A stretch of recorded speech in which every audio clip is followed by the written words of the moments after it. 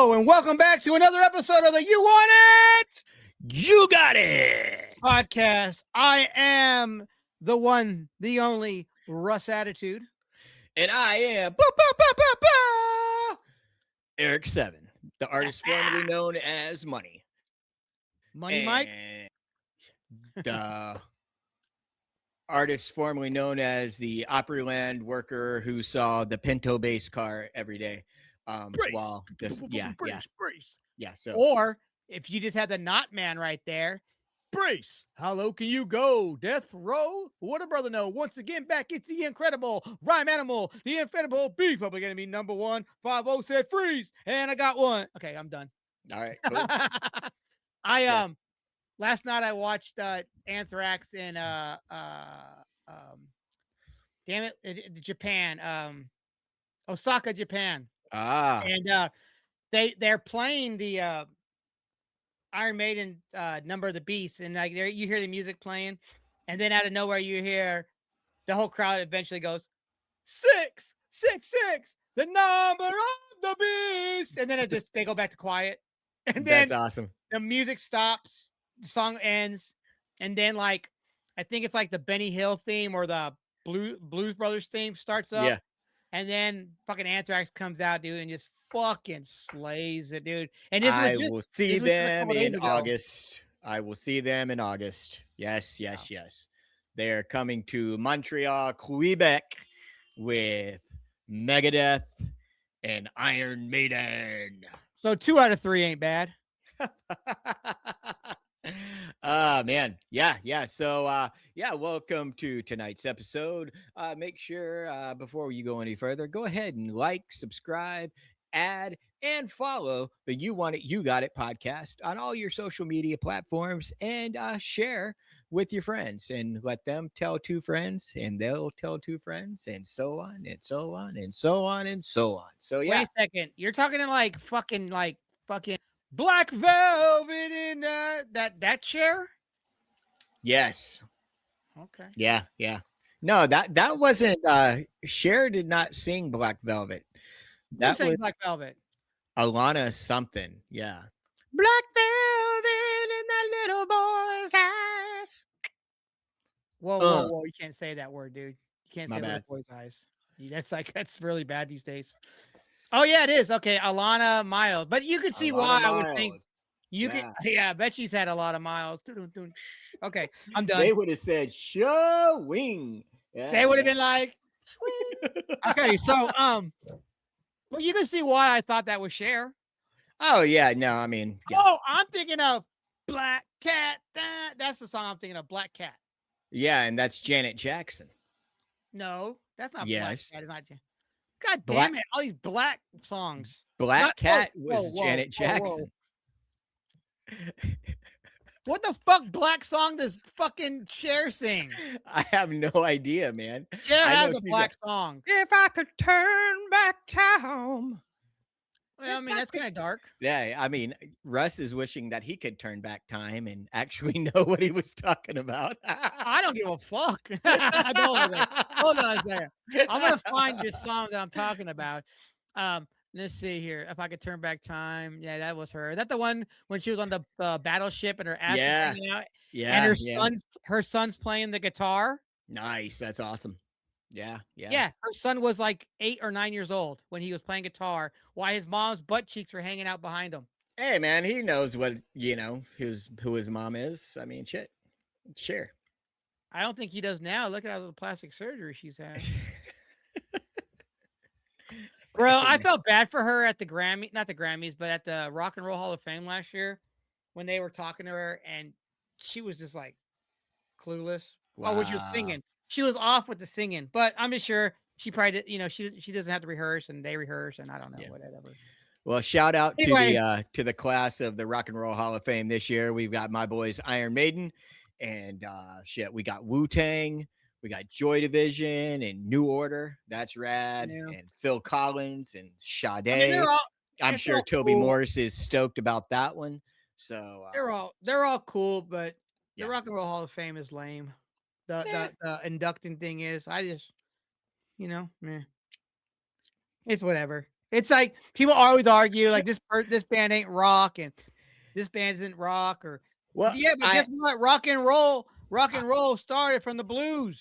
I heard a uh what's the word I'm thinking of? I heard why all of these other, genres of music are being inducted into the Rock and Roll Hall of Fame, a reasoning, if you will. And yeah, they might be a rap band or rap artist or a funk band or a soul band or a, polka band. But if they lived that rock and roll lifestyle, then they can easily be inducted into the Rock and Roll Hall of Fame. Yeah, but I mean, at the end of the day, rock and roll came from African music. You know what I'm saying? It Right, came right. from so I mean, when people dog on like quote unquote hip hop bands or like, well, why they could be there if they too. It all has come from the blues. It all has it's just kind of like Right. I mean, rock music. all of the members of these bands were in a band called Lonesome Town Drifters from Nashville, Tennessee, and then they just went on to do bigger and better things, and now in their Rock and Roll Hall of Fame. So, I mean, Yeah. I'm Well, just glad that why are you not there? well, I've been asked not to be in there. So, I mean, because I have too much shit to put into the Rock and Roll Hall of Fame, and it would just end up looking like my attic. So, um, And you would have to they would have to have like 75 different band photos with you and all the other members. And yeah. right. And then I'd have to go in there and I'd be like, no, this is wrong year. This is wrong band name. This Oh, isn't. Yeah, yeah. you But heard about you heard about Eddie Van Halen going to the Rock and Roll Hall of Fame, and he was like in disguise, and this woman was giving information about the Frankenstein, yeah, and he chimed in from the back, and the woman goes, "No, no, this is I have the notes right here," and he goes, "I'm the one who built that guitar." that's amazing. For like many years, she had been giving out this information that was false. But Wow. he wasn't mad at her. He was just Yeah. that's what she was told. But now he's here. He's like, I'm here to give you the correct information. You got that trusty lunchbox by you? Do I have the trusty lunchbox by me? Are you talking about the lunchbox full of cool shit? What you got? What you got in there for us today? Oh, ho, ho, ho, ho. Let's When pop you this come guy off open. like that, when you come off with the ho. Come now, children of the beast. Be strong and shout at the devil. Boom, boom, boom. Da boom, boom, boom. Shout, shout. And shout at the devil. Yeah, dude. I got these at the Hickory Hollow Mall, probably 1982, maybe 83. At a store. I wish I could remember the name of the store, but it was like one of those stores in the mall that also had like, ninja stars and like blowguns and shit like that Yeah, and bow staffs. But yeah. These two awesome Nikki Sixx, Mick Mars. I don't know why I didn't get, Tommy Lee and Vince Neil. Maybe they didn't have them, but I really wanted these. So yeah. Fuck yeah. Yeah, Well, that's yeah. what's in the lunchbox.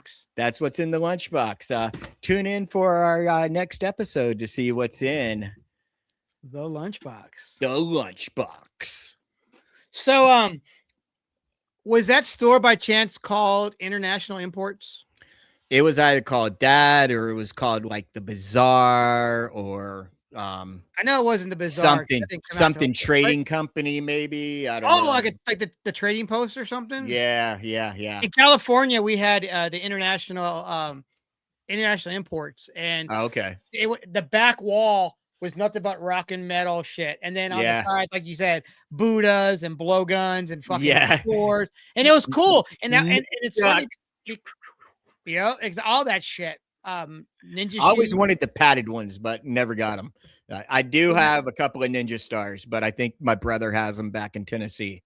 But yeah, I remember I got a kick-ass one with like it's solid black, and then like the print is in like like a sky blue, and it's fucking Bruce Lee. It's fucking badass. Oh yeah.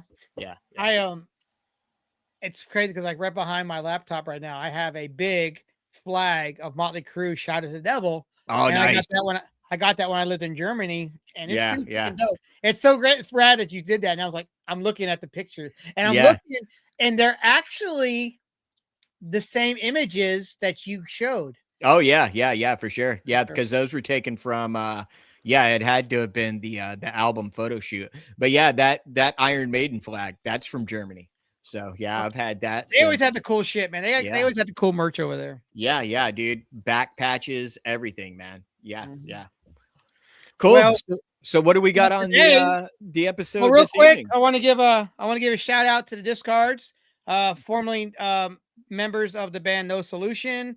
Some things went south, and they started a new band called the Discards. And I guess he saved my address because I came home the other day and wham bam, thank you, ma'am. So That's whatever. awesome. Yeah. Give a Today shout we out have to the catastrophes. It's laundry day. So thanks, guys. yeah, I guess it's better. Well, at least you wear yours for laundry day, unlike young Nathan uses Lonesome Town Drifter shirts as toilet paper. Yeah, he says toilet paper, but I know he uses that as his blankie when he goes to bed at night. So He sewed them all together, and they're all like a big one and shit. No, my body. Yeah, he has like your scent in it. It's like, don't watch this. Don't watch. It's like that Mean Joe Green commercial. Take off my LTD shirt and throw it at him. Thanks, Eric 7.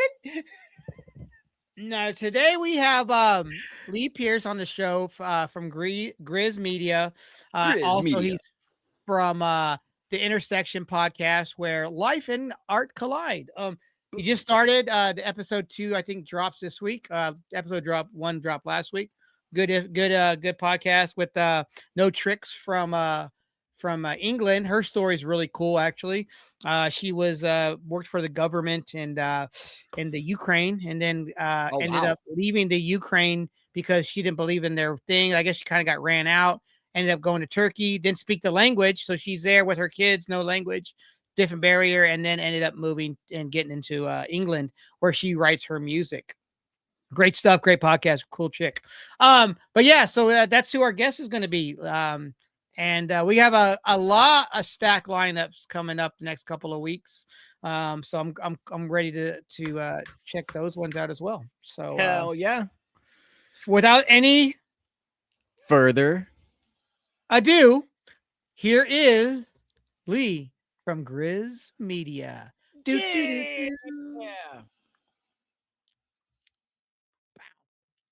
All right, what's going on? We're back. We were just talking about the lunchbox that Eric had, and now we have a guest. Our guest is there's the lunchbox. Yeah. We're gonna keep it closed though. We got Leigh with us from Grizz Media and a new podcast called The Intersection, where life and art collide. What is going on, brother? Yeah, welcome to the episode, my friend. Thank you for having me on. First off, kudos on the trap jaw. That's my favorite Motu character. Yeah, I always love because, like, in the original comics, he was like this, like, clinically psychotic serial killing hitman, and they were like, "Oh, that's too dark for the cartoon," so they just turned him into the goofiest guy ever. I love. Yeah, no, I've got the power swords tattooed on my thumbs. Oh, so I've still got all my original Motu, G.I. Joe, my Hot Wheels, everything. Just in the room right next door. I still got Snake Mountain and Castle Grayskull. Nice. That's what's up. All right. That's what's up. So see, we don't feel bad now. There's other people like us out there, Eric. Yeah. Because people are always like, man, you guys got so much crap. It's not crap. It's not crap. It's our childhood. Yeah, exactly. They say the reason why we collect this stuff now is because it's that part of our life that we cherish so much and we enjoy, and it brings back those memories as a kid, you know, playing with our toys or whatnot. I can see that. Well, especially Gen X raised by boomers. We didn't have, big, strong family memories. Not that our families were bad in any way, but we didn't have that. So we tie all our happy emotions and memories to things, objects, TV shows. So now as we're adults and got adult money, fuck yeah, I'm going to buy the happiness bag. Who says you can't buy happiness has never been to a convention. Yeah. I've got to find the fucking GI Joe aircraft carrier. Finally, that's all I'm saying. That's what I want. Like, I've got to get the aircraft carrier, and then I'll go back to Tennessee and get all the airplanes and the tanks and shit like that are still over at my brother's house. So bring him up here to fucking New York. So I've still got my William Perry and the Sergeant Slaughter ones. You had to send away for. Nice. Yeah, I never got the fridge. I should have. Didn't you have to send off for Destro at the beginning? Did you have to send off for him too? No, it was Cobra Commander. Oh, Commander. Cobra Commander. Okay. Yeah. Those are good days, man. Good times. Yeah. All of my original ones are missing the thumbs though, because taking the guns in and out of the hands. Fucking GI Joe lost. Grunt lost his thumb. Flash, no thumb. Breaker, nope. Thumbless. Oh, man, about 8 years ago, I started going through some stuff in my parents' attic, and I was like, looking for old stuff and stuff for my kids to play with, and I find this shoebox and I open it up, and it's all my GI Joe. Fuck yeah. And the rubber band broke on every single one. Yeah.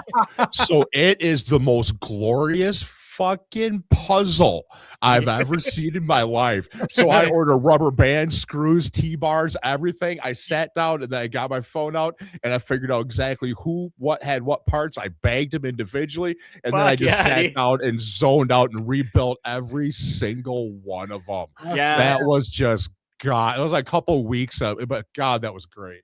Dude, I've got to do the same thing, man. Yeah, that's awesome. Yeah, I'm glad they have those kits that you can you repair, because like some of my favorite ones, before we moved up here to New York, I'm going through all my shit, and like I'm going through, all my GI Joes, and I'm like, oh fuck, Destro's missing his legs, shipwreck, no legs. Fuck. Yeah, you can buy all the replacement screws, the rubber bands, the T-bars, everything. So as long as none of the plastic is broke, you can put them right back together. It's pretty cool. You just look up what the measurements are, jump on eBay, you can get like 100 of them for like $5. Yeah. Sold. Yeah. That's what's up. Yeah, I'm the guy that's got all the drawers in the basement with, instead of all different size washers and nuts. No joke, is to fix action figures. I'm the coolest pop in the fucking world. I got a skateboard and action figure repair space that's in my basement. Fuck yeah. Yeah. I wish I had all my shit, man, but we moved so damn much, man, and I don't know what happened to. I don't even have. This is just minimal stuff, but I don't even have stuff from like elementary school, like arts and crafts stuff. Like, where's my pasta noodle flour picture? Like where's my little fucking turkey from Thanksgiving? I don't have that. My parents just moved after 45 years. We got them to downsize and move closer to us. So I have everything. I have everything that it's incredible. Like, even I found this cardboard cutout sign I made for the club. Remember the old kid show, The Club, Palabra Jot on PBS? And I even had the cardboard cutout that I made for myself and stuck on my bedroom door. I've still got it. I got everything, dude. Every art project, every cassette tape, VHS. Nice. Jesus. That's great, because I just started recollecting my cassettes, and I thought I had more from over the years, and I guess I did not. And it's like I had the key ones that I wanted, but there's some that I'm like, man, I know I still have this in there. A lot of original stuff, but I had to go back and re-find them all and start buying them again. But hey, it's great to get them again, and there's some great copies out there still, and some bad copies out there.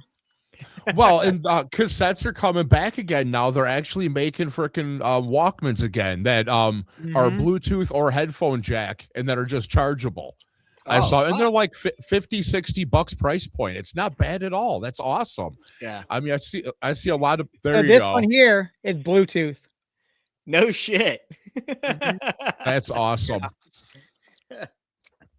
But so, those kind of things though, man, like CDs are back too. Like they are saying like this era of this generation, I guess you say, they want physical media again. So they're like DVDs are making a comeback again, and CDs they're going back and buying all this quote unquote dead format, which we all still love and have to this day, So just think this though, in about 5 to 10 years, everything that we are buying now for 25, 30 cents are going to be like $50, $60 now for sure. Them all now, So, oh, yeah. It's incredible. One of my clients, the Radioactive Chicken Heads, they've been doing this for 30 years, but their audience is like early 20s. And they sell like 3-to-1 CDs to vinyl. It just blows my mind. And here's the thing. You're going to love this. You're going to love this. All right. So you want to know why they're buying CDs? They think they're retro. What the fuck? I don't even want to show the cassette and VHS that I've got, the 2000 vinyl I've got, because if CDs are retro, I'm dust. But no, they think of them as retro now, so they're buying them up, and that's why CD sales are insane, which is cool because they're so cheap to have CDs made. Oh, you can get like 100 of them for $100. Right, like it's just insane. So I mean, you can hand them out as cheaper than stickers. Fuck. Mm-hmm. I mean, so your return on them is great. You can use CDs as a marketing tool. Yeah. And they hold so much information on CDs too. So you could put so much music on there. The last time that a band of mine had to buy CDs, it was like 100 CDs with the printing, the paper sleeves, shrink wrapped, shipped, $120. Yeah. And if I would have spent $10 more, I could have had the information that showed up on your CD player. So instead of saying track 1, it would be like, the name of the song and the name of the band and shit. I always try to push my clients, if they're doing physical media, is bring back the artwork to the packaging. I've still got an entire probably typing paper box full of DVDs that I will never watch because I know the movies are shit, but the packaging was so awesome that I wanted to have it. I mean, it's just bring that back to the CDs and stuff like that. Like even when they do it as simple as the cardboard sleeves, the ones that purposely make it try to look like it's a mini vinyl though. It's kitschy, but it's cool. Like do something with the packaging, bring that back. If you want to get away from digital media, give me a reason to buy the CD or the record too. I mean, it's especially with CDs because it's so cheap now. Put a little extra into the packaging. There's, remember like for Nirvana, for instance, the hidden track, that you had to fast forward to get to the end, or there was a Johnny Cash like tribute album or something that came out in the 90s, and you play track 1, and as soon as it starts, you hit pause and you rewind it, and it goes to a negative track, and it was a hidden track, and I was like, that's pretty fucking cool, I do miss that kind of stuff because they don't do that anymore. Now you buy that Nirvana CD, that track is the next track. It's not fast forwarded and shit. Those are good times. And don't forget about your backmasking your Judas Priest record. So it'll tell you to fucking go mow your lawn and make sure you drink milk. Drink more Ovaltine. Yeah. Ovaltine? A crummy commercial? Yeah. Hey, for the longest time, when I was a kid, I thought that movie came out in the fucking, 50s or 60s. And then when I got older, I'm like, this was filmed in like 84. What the hell? Okay, here's a fun trivia fact. Most people don't know. You know what other movies that director is famous for? Porky's. No shit. Get the fuck out. Yeah, same fucking dude. That's rad, man. Yeah, which is funny that he could do that clean and that dirty for the time anyways. And pull it off for that sure. good. Oh, man, yeah. When 3 cheers for Angel Beach High, man. Fuck yeah. When was the last time either one of you had seen Porky's? Oh God, it's been way too long. I think I'd be afraid to even watch because I'm sure it did not age well. Yeah. Have you? So Yeah, yeah, I don't know. I watched Yeah, Kids recently, and that was I remember watching Kids when it first came out, Yep. and then so this is me real quick watching the beginning of Kids. So the opening scene, you just see like the credits rolling, you look at the names, and you hear this like, and I'm like, the fuck are they walking through mud? You know what I'm saying? That's what I'm thinking. That's what I'm thinking, right? And then they zoom out, and then they're just like making out, sweaty and shit, right? And I'm like, okay, cool. And I was watching this at my parents' house, like I was staying the night, and so I had it down a little bit, I'm like, Russ, what are I'm you old enough, watching? but I'm old enough, but I was still trying to be respectful. And so anyway, I go back and watch it like a couple months ago, and I'm like, knowing what it's about, cool, but I can see why now people are like, holy fuck, this movie's horrible. It's like because the ages of everybody in that movie at the time it was being filmed. Don't go back and watch Dazed and Confused either. That's fucking horrible. Yeah, right. Dude, it's all 18 and 19-year-olds, max 15-year-olds coming to start. That's what the whole movie's about. Yeah, yeah. At least Matthew McConaughey was, Oh God. Hey man, are you cool? Hey, yeah, there's a lot of those movies that don't age well, but I'll still watch them. Yeah, dude. I saw like on Instagram some like I'm getting like a whole bunch of like movie clips like spamming me, which I'm all right with because it's better than like dumb shit. And it was a scene from I guess it was Porky's 1, and I'm like, oh fuck, maybe I do need to go back and watch this because those were movies that I watched when I was young that I'm surprised either A, my parents let me watch it, or B, didn't know I watched it, but I did. And yeah, I mean, Kim Cattrall from frickin' Sex in the City, she was in Lassie.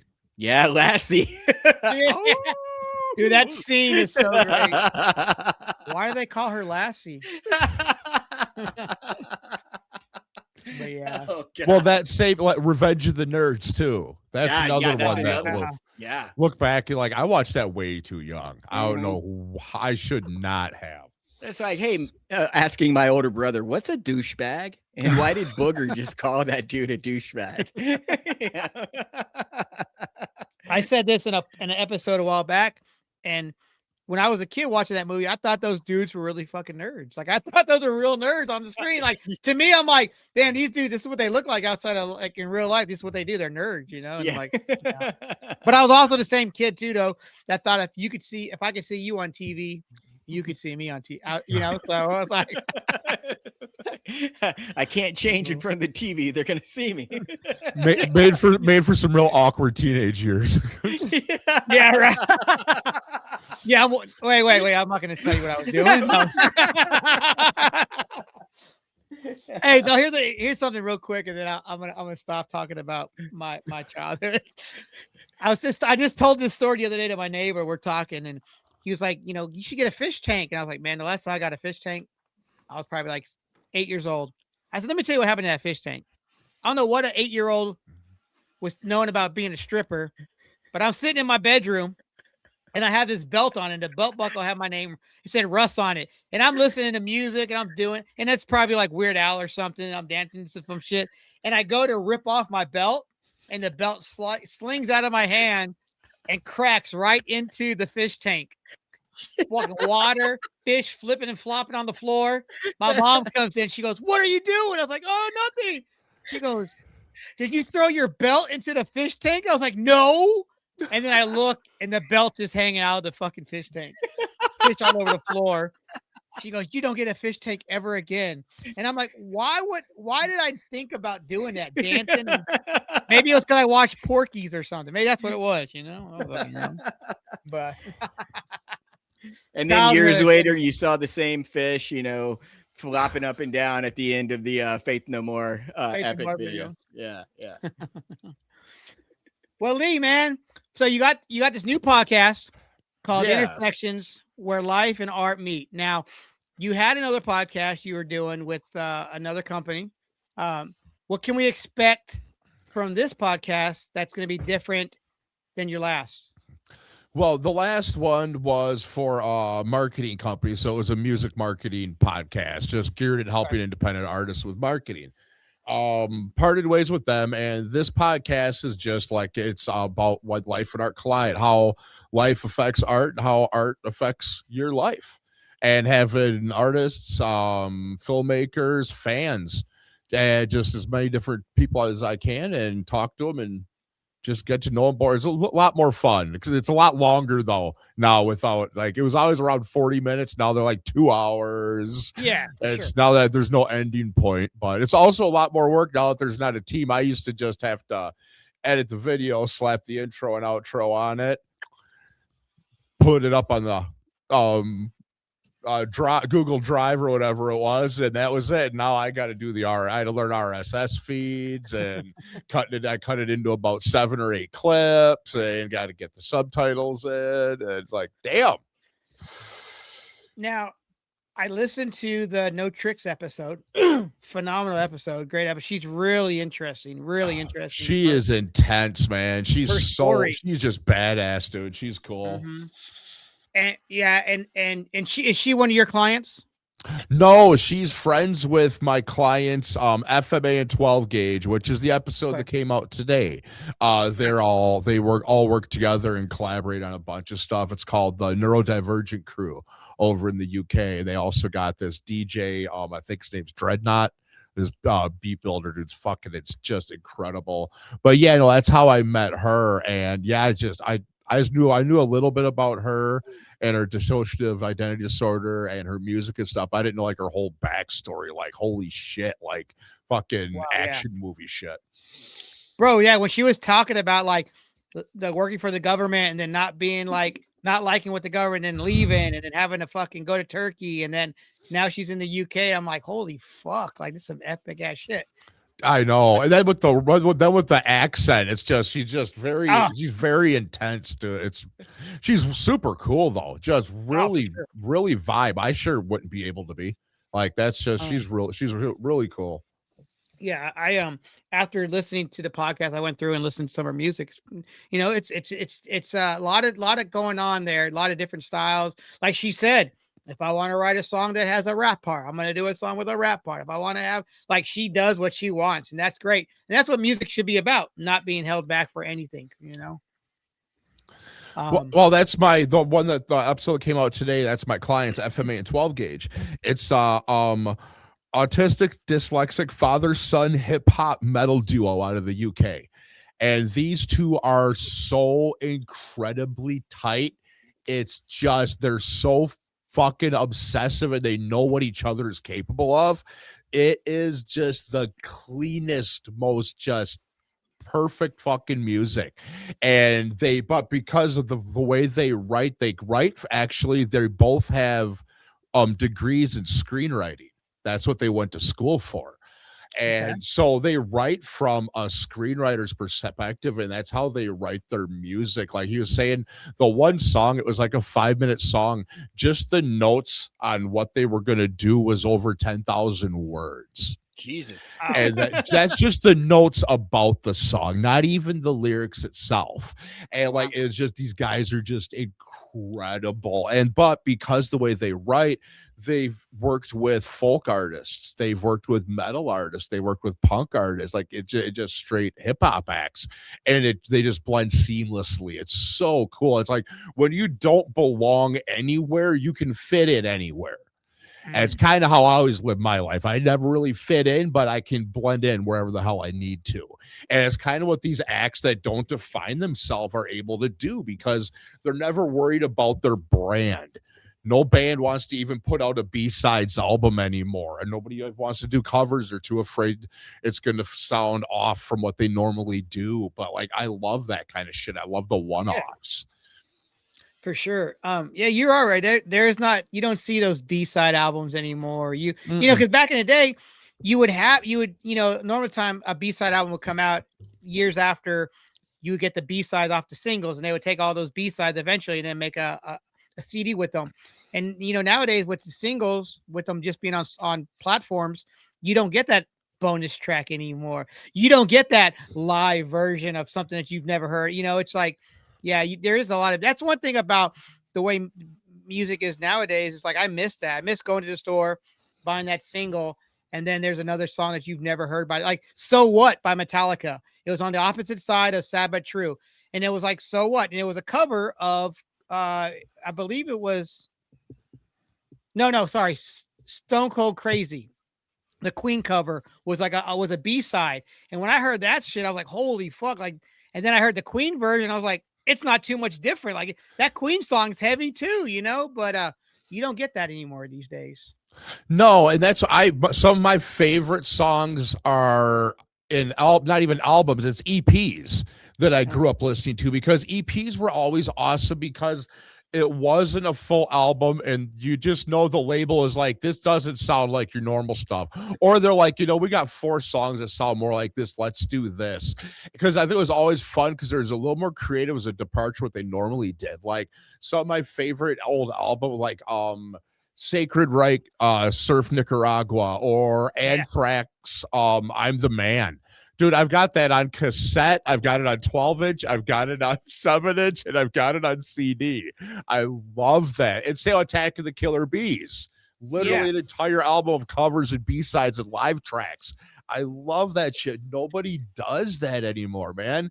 I grew up buying 7-inches at shows. It was always, 2 bands, one on each side. They'd cover each other's song, and then they do one of their own. I love that shit. That's half my collection.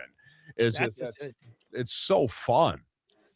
That is true, man. Those are times you don't see that nowadays as much. Just like bands doing splits with that. I always like a good split where, like you said, one band's covering the other band, and then they do like a track from somebody else or something. It's like you said, like the Attack of the Killer Bees. That album had so many fucking cover songs on there and so many dope ass live songs.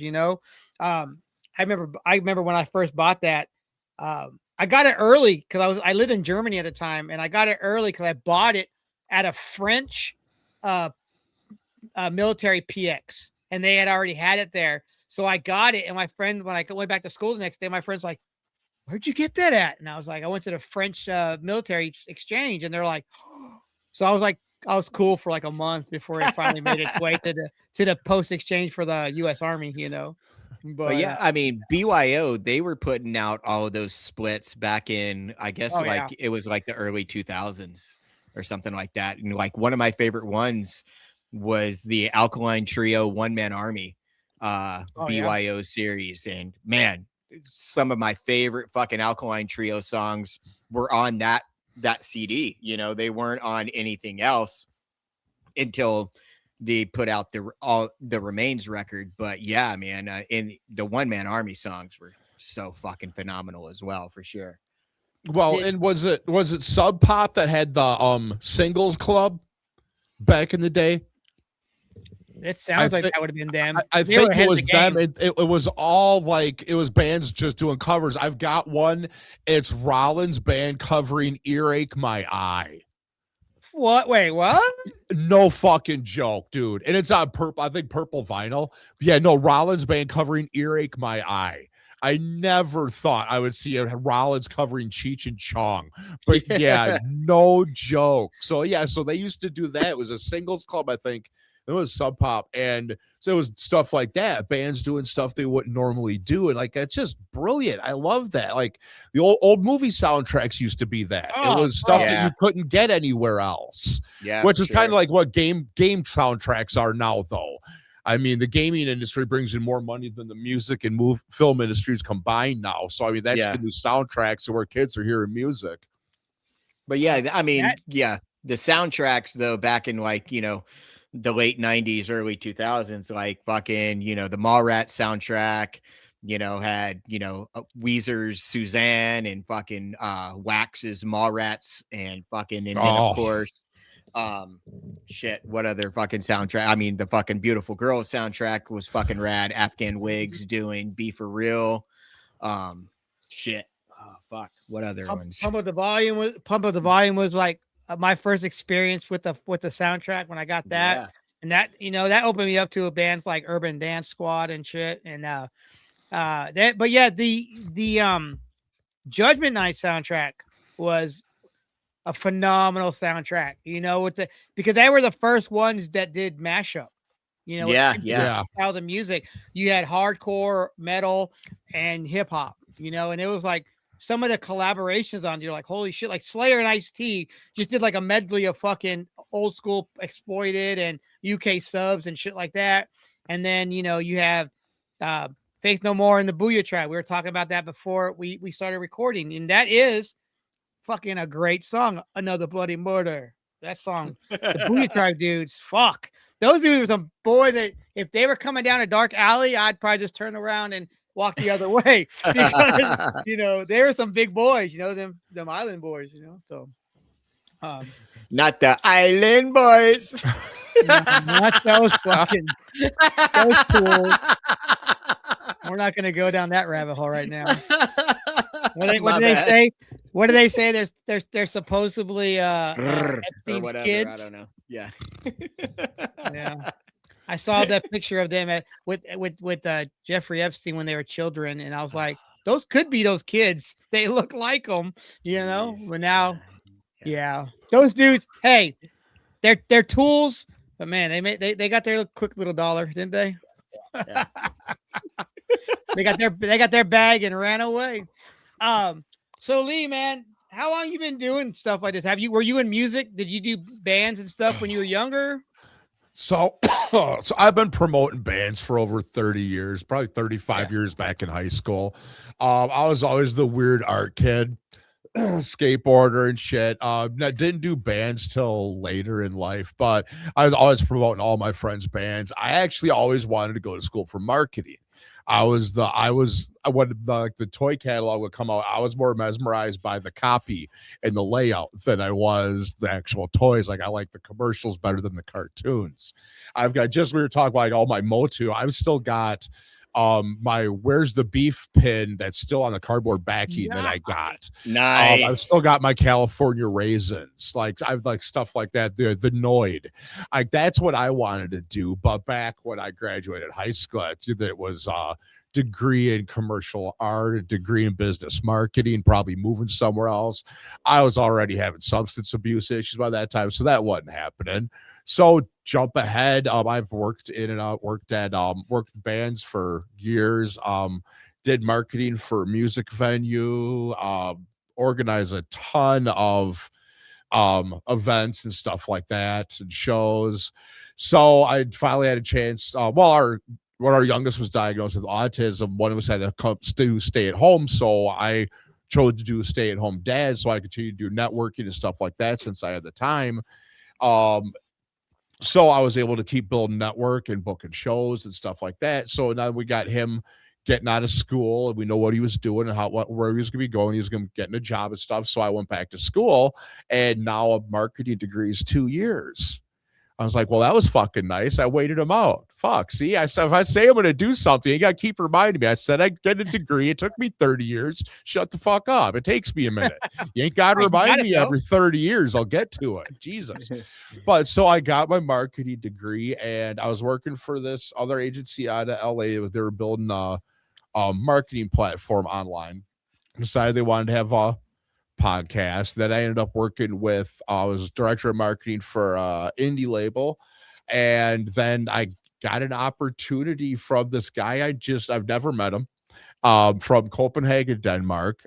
Met him in actually kind of a punk rock dad support group on Facebook, of all things. We've known each other for gotta be 7 or 8 years. And his band, The Chains, this boss reggae, God, I love it. But they were supposed to play Supernova last year, but because visas, because the big orange fuck, only 2 of them were able to make it over here. So they jumped up on with Doom Stompers and fucking blew the roof off the place. Well, somebody went up and I believe actually bought the shirt off my buddy's back because they wanted merch. Oh, shit. And they're like, well, then it turns out it costs $100 to ship anything because the big orange fuck. So they reached out to me and said, do you know of anyone that could help us out? And I'm like, fuck yeah, I will. That's me. Like when they asked me to do a podcast, like, you're doing a podcast, I fucking lied. I'm like, yeah. I mean, yeah, I'd bet on that one, but it was me agreeing to, clicking yes. I didn't edit shit. Figured it out. So I ain't never gonna say no. Yeah, I'll figure. I got this. Hold on a sec. So I set them up with pressing plant an hour from my house. And now I handle all their U.S. distribution for their vinyl and T-shirts. Fuck yeah. Yeah. So, and my wife's like, well, you wanted to start your marketing agency. I guess you better do it now because you need an LLC. Like, let's do it. And within 2 weeks, it got busy enough. I had to quit the label. And then this year I ended up quitting the other one too. And it's just me now.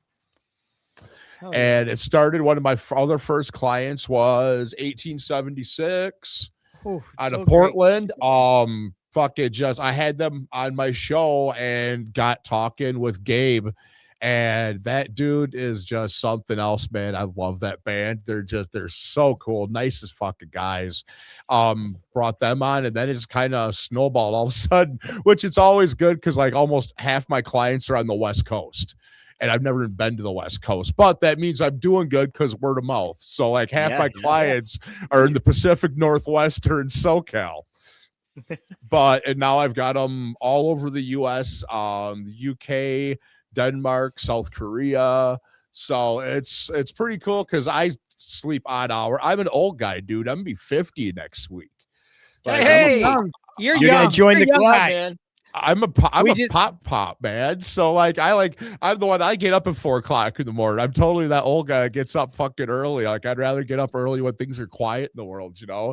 And I could get up at 4:00. I'm like, oh sweet, Matt's still up because it's 8 p.m. there, So like I got people all over the world. I'm actually redoing my office. I'm gonna hang up. Remember, like you'd always see in the movies back in the 80s, The Office, that have like 6 clocks at different times with the different place under them. Yeah. I'm gonna fucking do that in my office because I can never keep track of what the fuck time anybody is. So I'm gonna actually have it. It's gonna be functional. It's gonna be awesome. But are you gonna have, instead of having the city, you're gonna have the band underneath it so you know which band it is? No, I want it as generic as possible. That's awesome. I just get the plain black and white clocks too, man. Yeah. I will say this, Leigh. We both just turned 50 last year, so welcome to the club. It's a pretty cool club so far. Hey, I'm excited about it, man. I'm not even middle-aged yet. Nope. No. Yeah. But some places give you the senior discount at 55. So, here's something I never thought I would say. Dude, I'm excited I get to get the shingles vaccination because I've seen what that shit does. Oh, yeah. I don't want that. I'm literally getting it like the Monday after my birthday. Yeah. Because all of us had fucking chicken pox, so that shit's like... Yeah, exactly. Especially our... Yeah. Dude, Gen X is going to get riddled with that shit, man. It's going to be rough. Yeah. My parents both got shingles, right? And then I'm like, fuck, I need to go get my shot because and then I thought it's a 2-parter shot. You gotta get one jab and then you go back and get another jab. I was like, man, if I don't have to be in the hell that you two are in, I'll get this because I don't want to be in that hell. My brother got it too, but he was, I don't know how, I don't know if he got it, but he said he had it, so maybe not. He's only 41. He's 41. I don't think he has it, but maybe he does. Fuck, I don't know. So Leigh, I was here. I listened, and I got a lot of this information from this episode with No Tricks. But you had mentioned, and I agree with you with this 100%. But you were talking about how bands are a brand, right? What do you think bands are doing correct with this, and what are they doing wrong with this? Oh, geez. It sounds funny, but what the problem is. They got to realize that it all depends on what their goals are. They have to be realistic with their goals. Like that's the first thing when I have initial client meeting. I'm like, what are your goals and what are your real responsibilities? And then figure out what you're actually going to try to do from there and what do with the brand. I mean, if you're just going to be playing out, one show a month and you're not going to record, you're just a band, that's okay. But if you're trying to actually make money doing this, you got to look at it as a brand, and that your art is a product. And like that's like everyone, when they found out I was going back to school for marketing, they're like, "You're gonna get in the work in the music industry, aren't you?" I said, fuck no. Have you ever tried to work with musicians, try to get them to sell their art? It's like trying to get them to sell their baby. Absolutely not. And ta-da. So yeah, so I get that it's not easy, but the same thing is though, like I can't expect them to get it, because like if they hand me the guitar and tell me to play this, I'm be like, fuck you, I don't know how that works. It's the same thing when it comes to branding and marketing. It is something that you gotta pay attention, you gotta research a little bit, look at it like that's why I tell all my clients when I'm talking to them the first time, I say, if you owned a bakery, I'd be having this exact same fucking conversation with you, this exact same thing, but we'd be talking about food releases instead of new singles.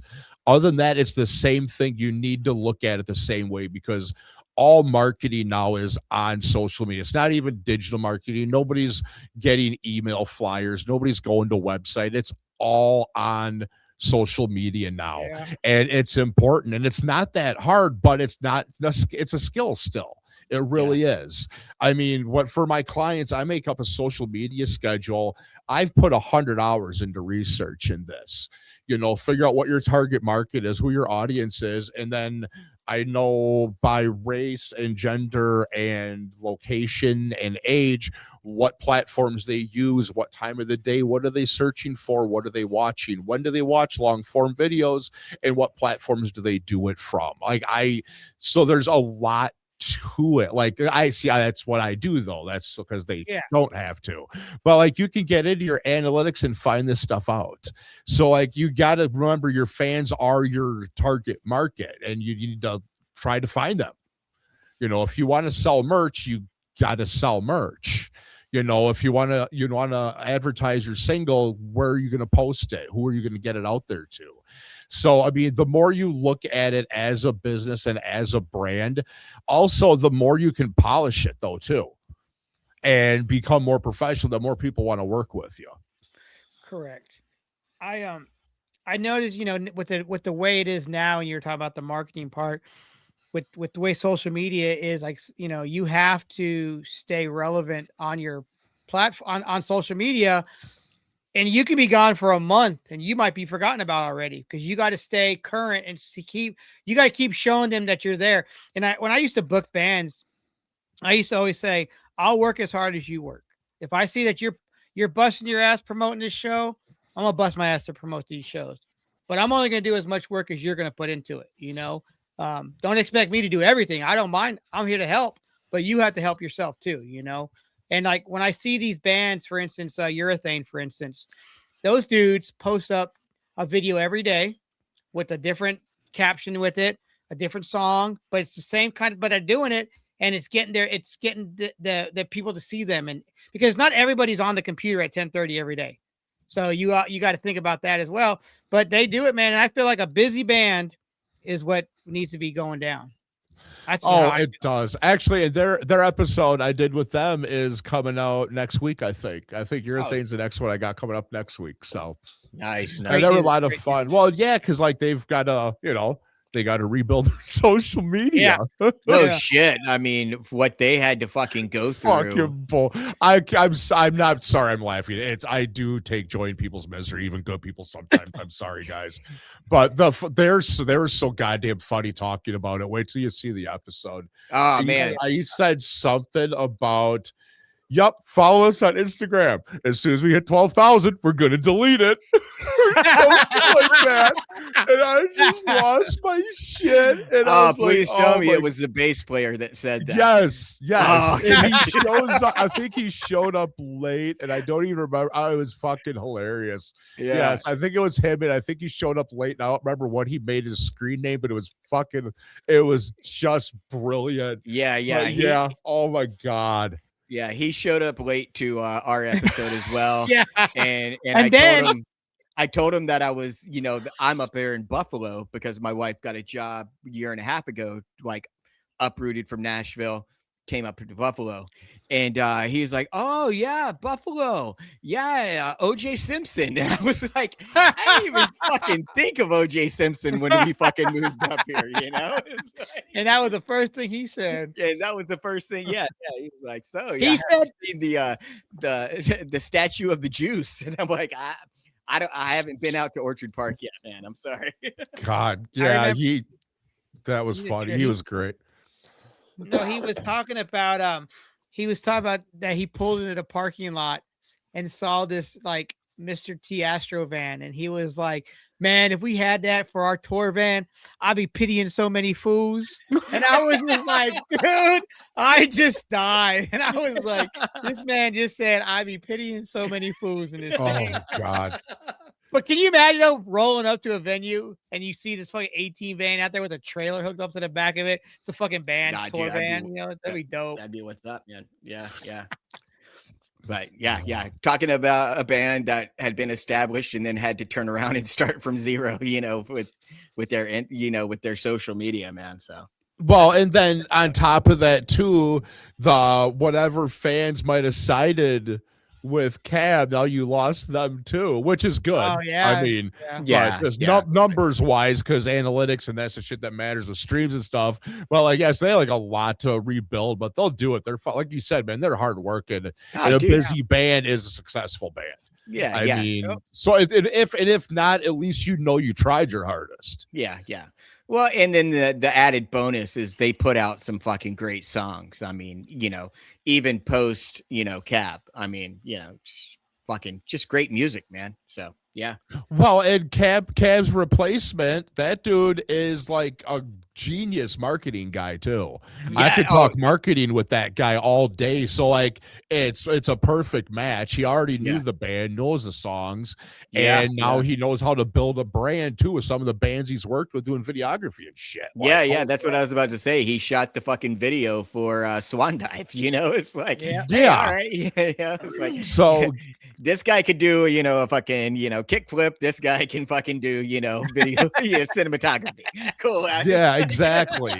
So, well, and there, get back to it. He knows the brand. He's part of it, kind of behind the scenes. So, getting to step into it, he already knows. And we all know, like whether you're the promoter or you're actually in the band, you work a little hard. You promote a little harder when it's your own band. You can't. You got to save those connections, those networks, those little things for your own back pocket. So it's fun. I'm sure he's got to be just having a blast. He seemed really cool too. Oh yeah, 100%. Yeah. Those dudes. You know, you're saying with he shot the video. You know, most bands have like one person who does this, one person who does this. Like for me, I did all the socials, and then my singer, he booked all the shows. So, you know, I didn't have to do everything. And it's cool. And then the other guys were just, they hung out with us.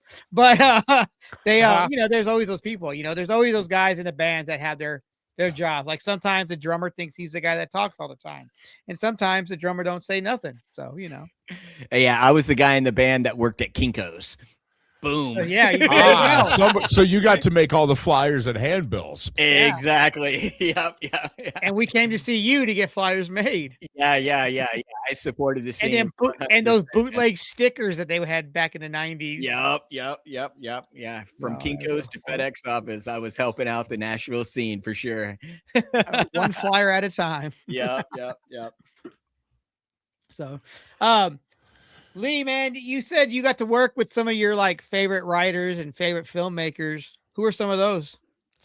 Oh, Jesus. Well, like my client list is my playlist. Like the bands that I'm working with are ones I listen to on a daily basis. So like all of these guys are awesome.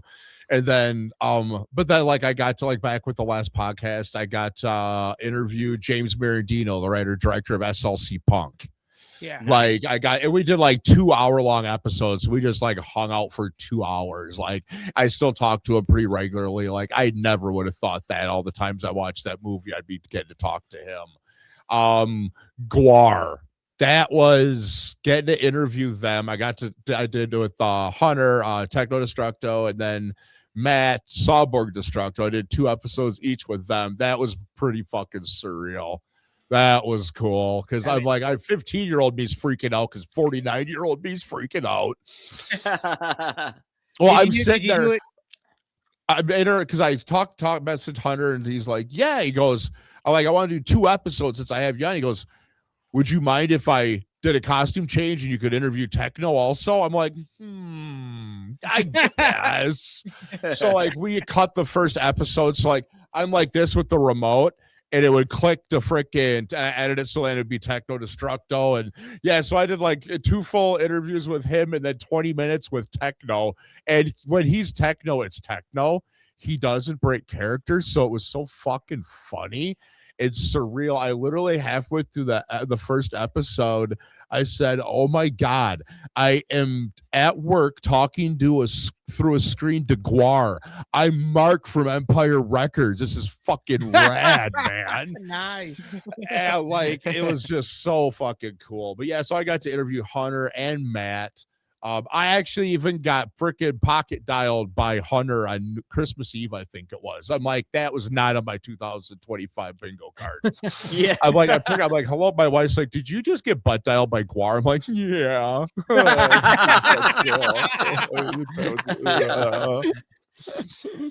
Fuck yeah, dude. That is one cool thing about social media, though, because we now have an easier and it's an easier way to get in contact with somebody that you had grown up listening to, look to, especially when you do like podcasts, you can contact them, see if they want to, chat.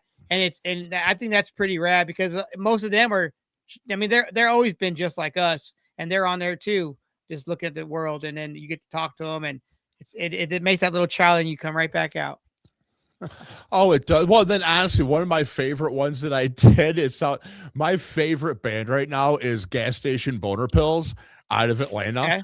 Those guys are so goddamn funny. They are like, well, they told me one of their favorite reviews of them was sophomoric, but never punches down. And I'm like, fuck yes. That's what I love in my punk rock, because the shit we grew up on is unlistenable now. Anything that was more on the comedy side, like, yeah, it did not fucking age at all, let alone well. So like having a band it seems silly, but dude, they're just so professional. Like that they're actually all actors and filmmakers. Like the drummer's been doing improv for 20 years. The singer owns Tot Films. He's been doing movies and TV for fucking years. They started the band as a joke for the singer's birthday. And shit. That's why their music videos and shit are so incredible. They're literally writing musicals is what they're doing. And so like those guys just kill me. All their stuff is, all the skits and promos they even do is funnier than anything SNL's done in 30 fucking years. So like I watch all their stuff and they all play parts, right? So like I'm doing the podcast and I'm like, stop halfway. I'm like nerding out almost. Like I talk to these guys regularly because the label that puts out their records, Jefftown, is one of my clients. So I talk to them pretty regular, but still like having them on the screen, I feel like I'm in one of your skits right now. They're like, what the fuck? I'm like, I just got to nerd out. It was super cool because those guys are really rad. I'm actually having Misha's coming back on my new show and to talk about filmmaking. Because he, like I said, he does, and I think he's having Sean with him too. But yeah, it's not talking about music this time. Get talk about filmmaking, and that's another reason I'm excited about this new podcast. Is it's just life and art. I'm photographers, painters, filmmakers, actors, musicians, fans. I mean, whoever. Like it's going to be a lot more fun. It's not going to be able to stick to just musicians or people industry related anymore. And I've already made some really cool connections. One of my newest clients, Mike Kaleo guy, just the dude's awesome. He works for Anchor Bay, filmmaker. He did the documentary Dinner with Leatherface. He was good friends with Gunnar Hansen. He's done a ton of movies, Mutant Swinger from Mars, Inner Demons, just ton of awesome stuff. And I'm working with him now, and it's pretty surreal.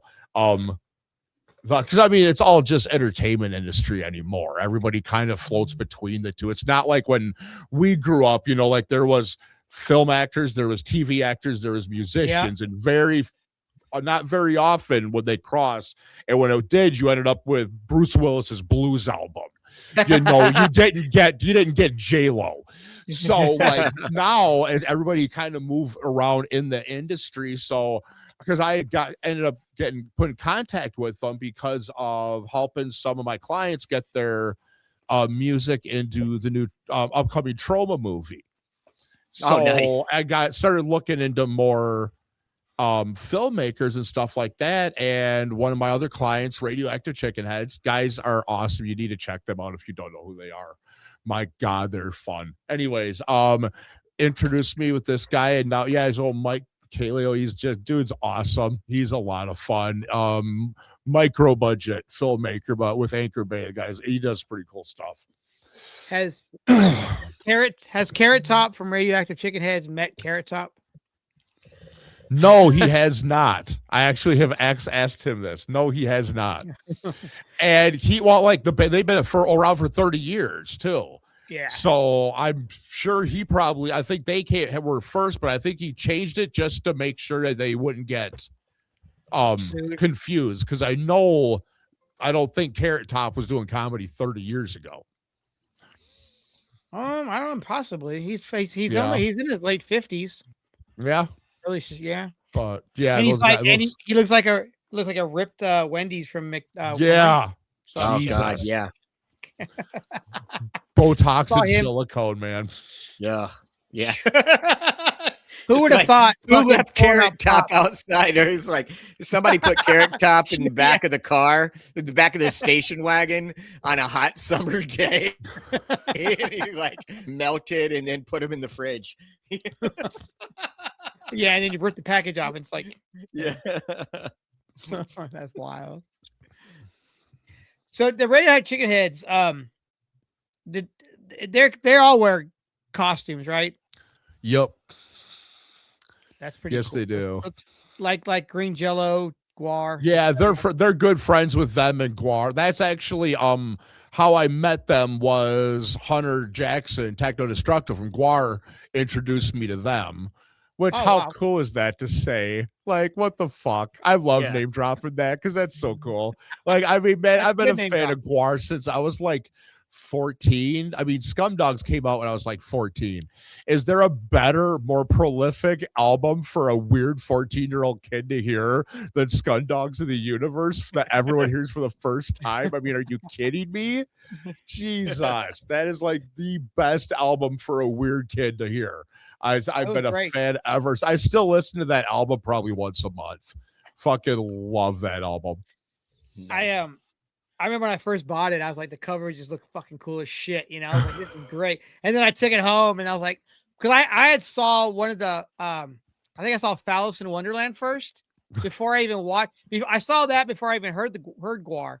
And I was like, fuck, I'm going to go buy an album now. And then that's what I got. But yeah, Phallus in Wonderland was pretty fucking weird. They got so many different. That's the only one I remember watching was Phallus in Wonderland. They got like what two other ones.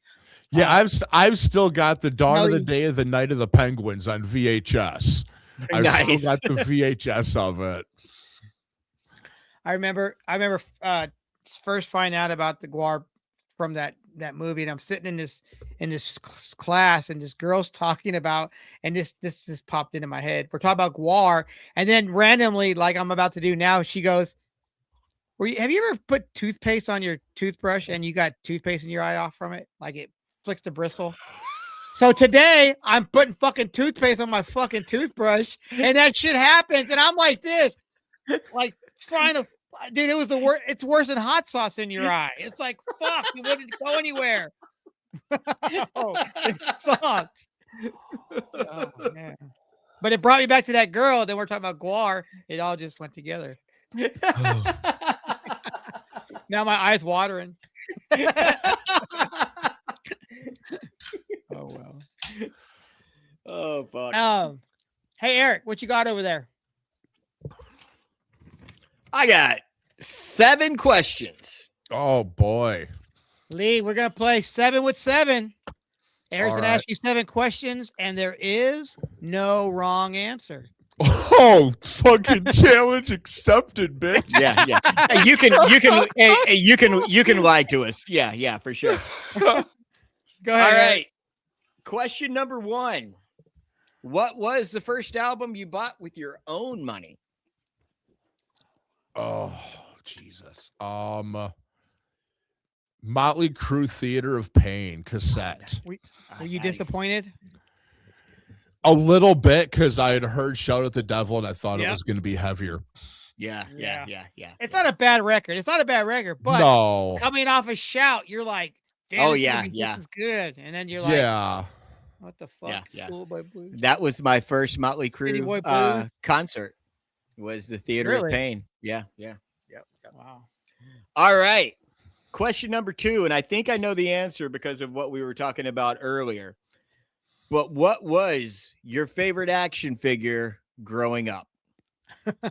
Oh, do you mean like specific one would probably be, well, it'd be a tie actually between Trap Jaw from Motu and Chuckles, the G.I. Joe guy. He was like the undercover guy that had the Hawaiian shirt. Oh, the Hawaiian shirt, dude. I don't gotta find know that why. one, man. I thought he was one of my favorites because he just didn't look like the rest of them. Yeah, dude. And I always liked Chuckles. I don't know why, but Chuckles and Trap Jaw. Yeah, for sure. Yeah. Which were both the goofy characters. Imagine that. Yeah, for sure. All right. This was a question of the day earlier in the week. I don't know if you saw it, but are you scared of clowns? No, I love clowns, actually. Oh God, I got so many good clown stories. My uncle's a clown. Was clown for years. He actually dropped out of the police academy to go to clown college. Fuck. And did it for decades and decades and community events and everything. My son's birthday, he would just randomly show up as Bobo. Like, I've got pictures, like I'll send you. It's like the awkward family photos. Yeah, it's so glorious because it's just my family. That's just how we are. But no, I always like clowns because they creep me out, though. Okay. I'm a horror guy, so like I don't find them, like, they're very unsettling, but that's what I like about them. Yeah. So I'm not afraid of clowns. People in general. Favorite clown? Shakes. The Bobcat Goldthwait movie, Shakes the Clown. I could picture that I could picture the cover. I could see that little horrible wig he's wearing, the cap. Big yellow pants. Yeah. Oh, great. Yeah. All right. Question number 4. Growing up, what was the first band, music group that you idolized? Ooh.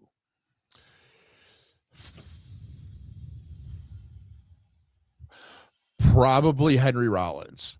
Nice.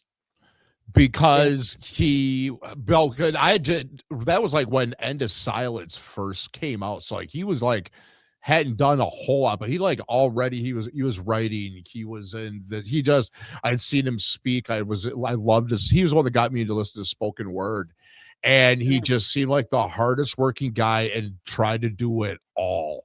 Like he was the why he still makes an impact on me. Just anything I see him talk, anything I see him speak, and just watching him change and age with us is fun. Yeah, I love it. He turned into a sweet old man just like I did. I fucking love that. You know, he was my angsty asshole that when I was an angsty asshole, and now he's the sweet old man, and that's what I need right now. And it's just I still look up to that guy. He's cool. He's still the first. He'll probably be the last. Yeah, always comes back to Henry.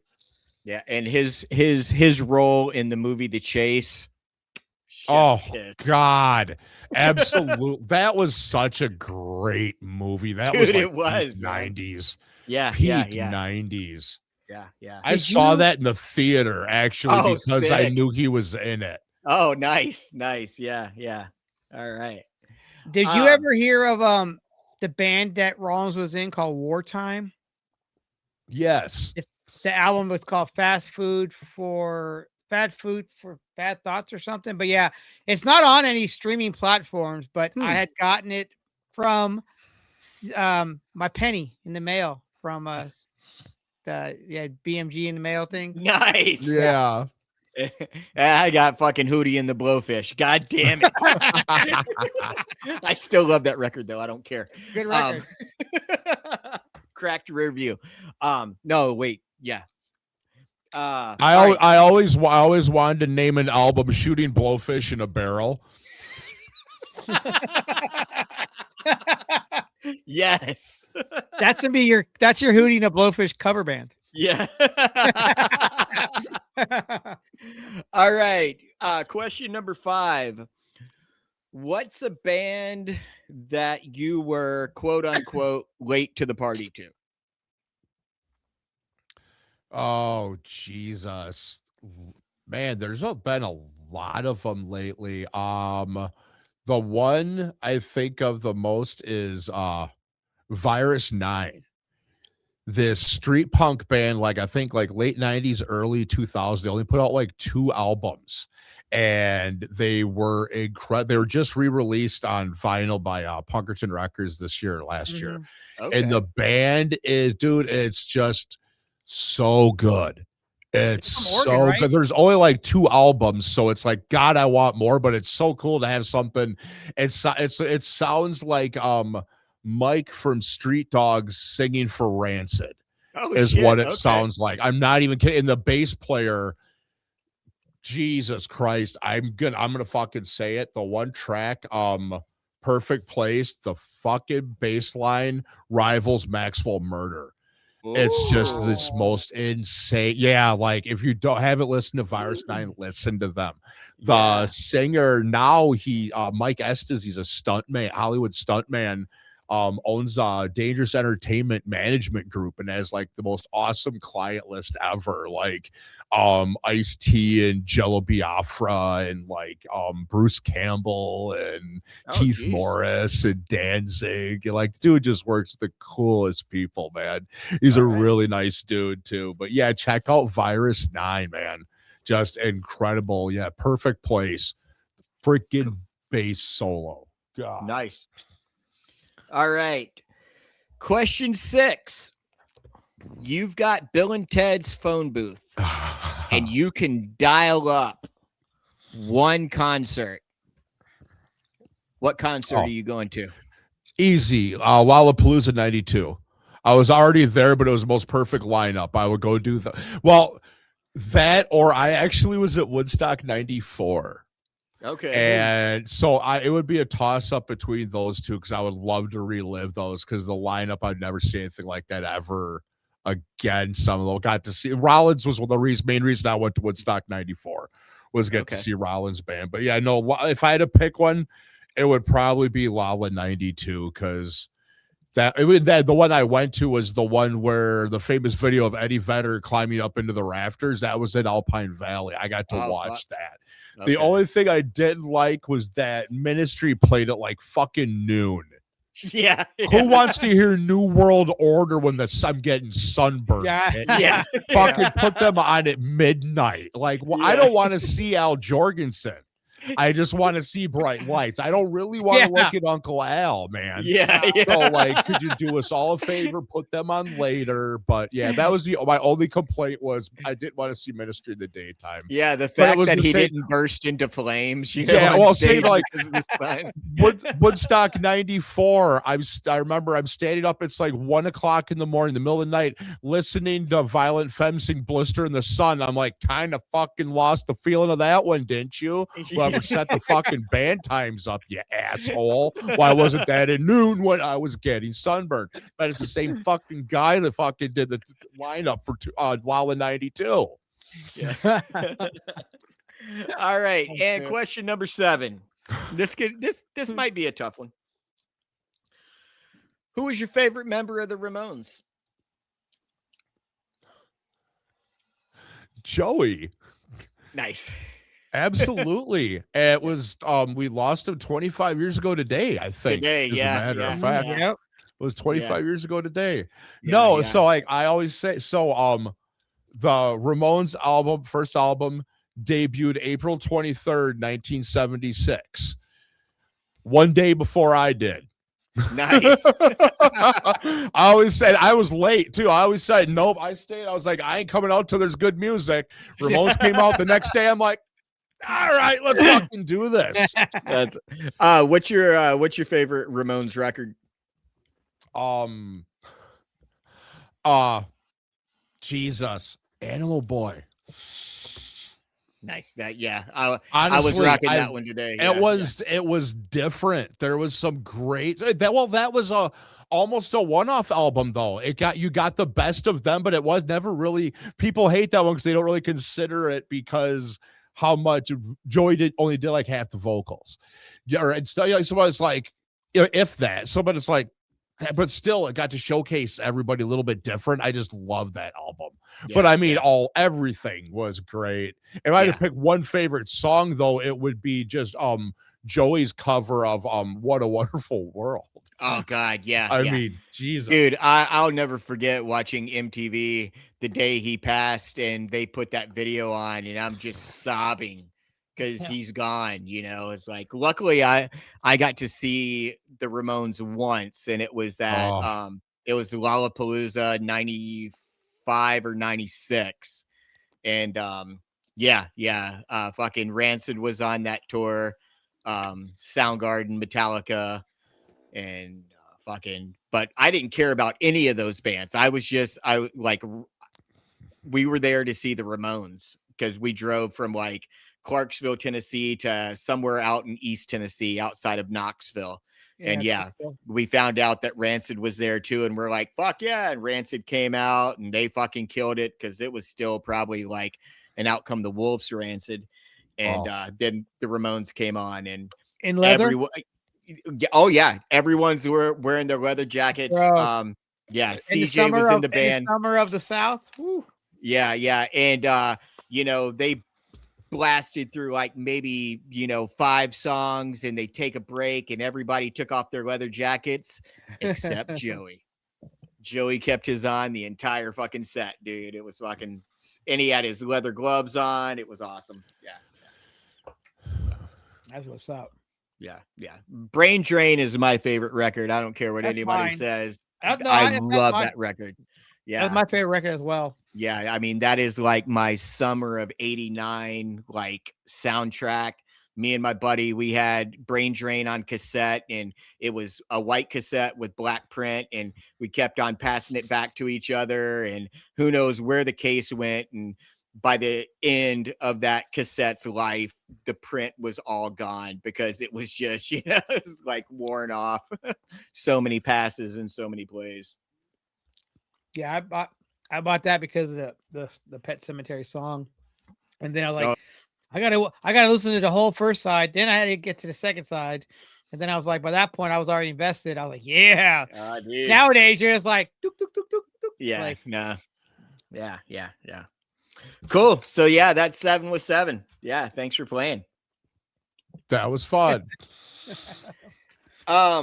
You don't get me and my grandson. We'll just sit out in the yard during the summer because we do a cookie stand. Him and my wife bake cookies, and we got juice boxes. We sit out in the corner, and all the kids come up, and dude's made like $150 last year.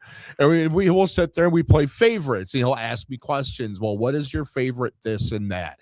And it's so fun watching him being interested in someone else. But no, so he's got me all sharp for that. I'm always good. It's always weird talking about me, especially I do the podcast. So I'm like, what do I just ask questions. Shut up. I don't know. Now, we have 2 questions from our last guest that we had on the podcast, and we're going to have you come up with 2 questions for our next guest, but we're going to go ahead and keep with the questions. So our last guest was Ben from a band called Lifted Riffs out of Gainesville, Florida, and his first question is, what TV show do you quote the most? SpongeBob. Nice. Either SpongeBob or Phineas and Ferb, without a doubt. Yeah. I mean, I've nice. got SpongeBob and Phineas and Ferb tattoos all over me. Dude, So, dude, last week, you know who I interviewed on my show? Ego Plum, one of the composers from the SpongeBob universe, man. Fuck yeah, like, dude. yeah, dude, I got to talk. That was pretty fucking cool, man. Nice. So yeah, I'm the guy that quotes SpongeBob and Phineas and Ferb. Oh yeah. Nice. And his last question number 2. Do you have it, Russ? Did you write it down? No, I did not. I've got it loosely written down. All right, we'll figure it out. We're a team. What does being authentic mean to you? Oh, that's exactly what the question was. Being as much of yourself as you can. Don't be smaller for anybody, man. Yeah. I can't. I'm a fucking hypocrite though. I'm 50 and there's still a lot of times I'm not comfortable. I don't like even being on fucking podcasts, and I have one. Like I should just like put tape over my own goddamn face, but I gotta make sure I'm not doing this. Otherwise I would even fuck. But so like you gotta just don't be small, man. Just like, especially now, dude, everything's so fucked and terrifying. Yeah. I mean, just put the best version of yourself out there. Yeah. Agreed. Yeah, for sure, man. Yeah, if I could tell myself that, you know, in like my sophomore and junior year of high school, fuck, just go back and just be like, you dumb shit, quit being that. You were cool when you were a freshman, and then you conformed into this dumb shit for like, yeah, never mind. All right. That's for my therapist. We all did that. Yeah, I think we all did that at one point or another, because I'm small freaking town in bumfuck Wisconsin, so I was always the fucking weird kid. So and sometimes you just got sick of it. You got sick of the beatings. I mean, fuck, man. Yeah, for sure. Yeah. I know how that. I spoke about that on the podcast too a couple months ago when I got fucking beat down for being a fucking rocker, dude. Yeah. Shit. Oh yeah. Get the guy with the Dead Milkman shirt. No, I'm fucking cool. Be cool. That's okay. They all became cops, so yeah, exactly. Right. Yeah. Just like the fucking the football dudes who didn't make it in football out of high school. Now they're all fucking cops, and now they're most of those are corrections officers because they couldn't get into the academy. Yeah. Because it was too physical. Yeah. Yeah. So, Leigh, what questions do you have for our next guest? Oh, Jesus. Okay, that's easy. It's a question I ask all of my. You know what? You're going to have to answer this one too right now. Oh, so, okay. All right, everybody has that story that something, let's say something kind of music industry related or entertainment industry related. Thank you. Something that it still blows you away and makes you laugh, whether it was like an epic failure or just like a chance meeting, you got to meet someone or work with someone. What is that story that you've told so many times that when Russ tells a story, Eric rolls his eyes. When Eric tells his story, Russ rolls his eyes. You fucking heard it a million times. Yeah. But what is your story that you could tell over and over because it's just that you love it that much? Fuck. Yeah, I heard that question. I heard you ask that question, and I got a question to play off of that question. All right. Man, that is a good one, though.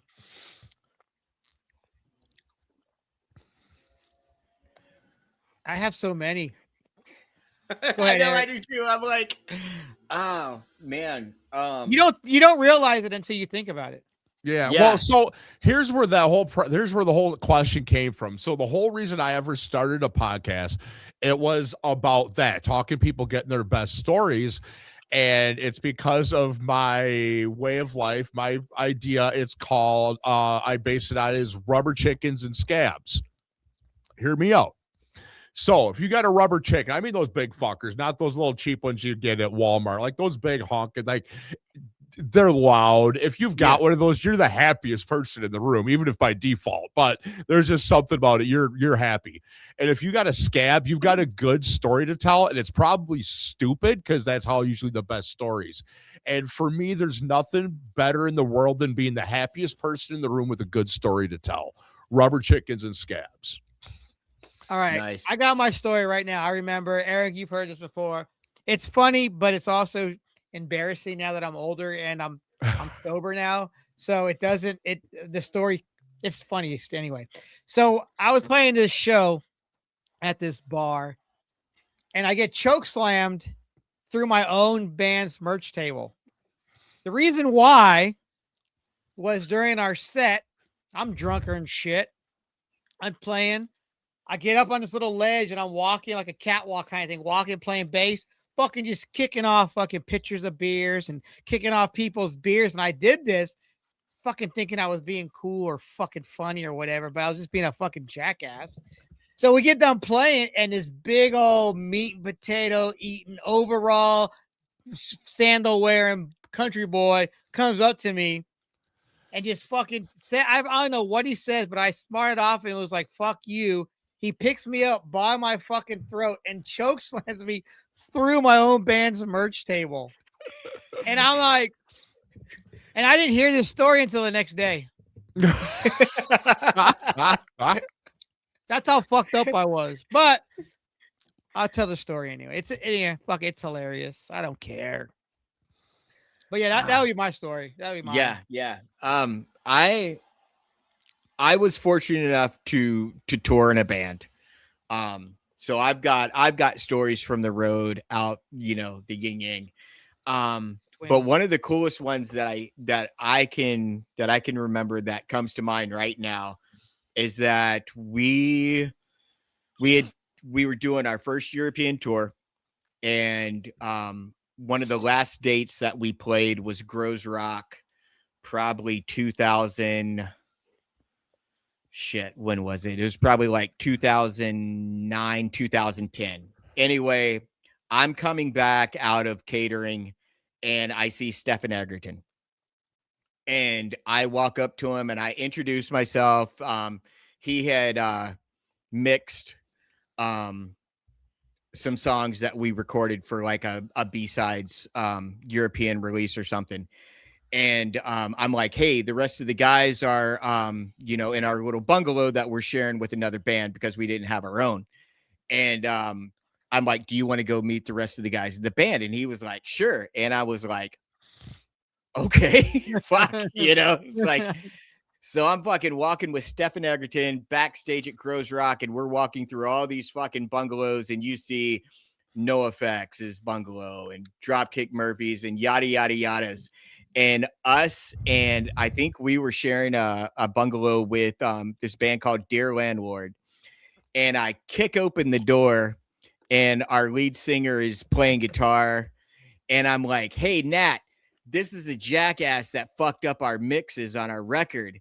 And he turns around and he sees fucking Stefan Egerton fucking standing there. And we all have, a good fucking laugh and crack open a beer. But that was pretty fucking surreal and a memory that I'll never fucking forget for sure. That's awesome. They always say your first impression of somebody is always the last impression or the one that lasts the longest, whatever. Yep. When I was probably like 6 or 7 years old, we went to Carmel and ate at the Hog's Breath Inn, which is Clint Eastwood's restaurant. Well, I'm a kid. I see this man walk in. I'm excited. I'm like, holy shit, it's fucking Clint Eastwood. This woman walks up to him with a $1 bill and asks for him to sign the $1 bill. And he goes, get that out of my fucking face. I ain't signing that. And as a kid, I was just like I fucking was like, I saw him treat this woman. It scared the shit out of me. And now when you watch his movies and you see that angry old man, that's what I saw that fucking day at his restaurant when I was a kid. And that always is my image of that man, is that day of him yelling at this woman and wouldn't sign the $1 bill. And now I picture that old grizzly old man, but back then. Yeah. So. Man. But What's another question you got for our next guest? Okay. Jesus. Take the wheel. Yeah, I found a steering wheel cover that says that on Amazon, and I bought it. Oh, Because my nice. 2012 Civic with almost 200,000 miles, this steering wheel's all like turned to foam and falling apart. So I look up stupid steering wheel covers, and that pops up. I'm like, bitch, snap, that's on there. Nice. No, so what if you had one that said "Yes, Queen"? If it popped that would, I probably would have one that says "Yes, Queen." Russ would have been like twinsies.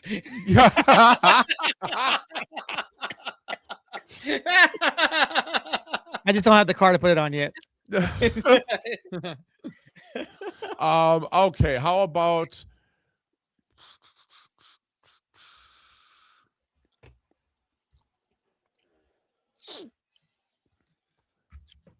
what was the most surprising opening band? Like the best that you didn't know who they were like, oh wow, that you just blew away the headliner. Nice. That's a good one. That is a good one.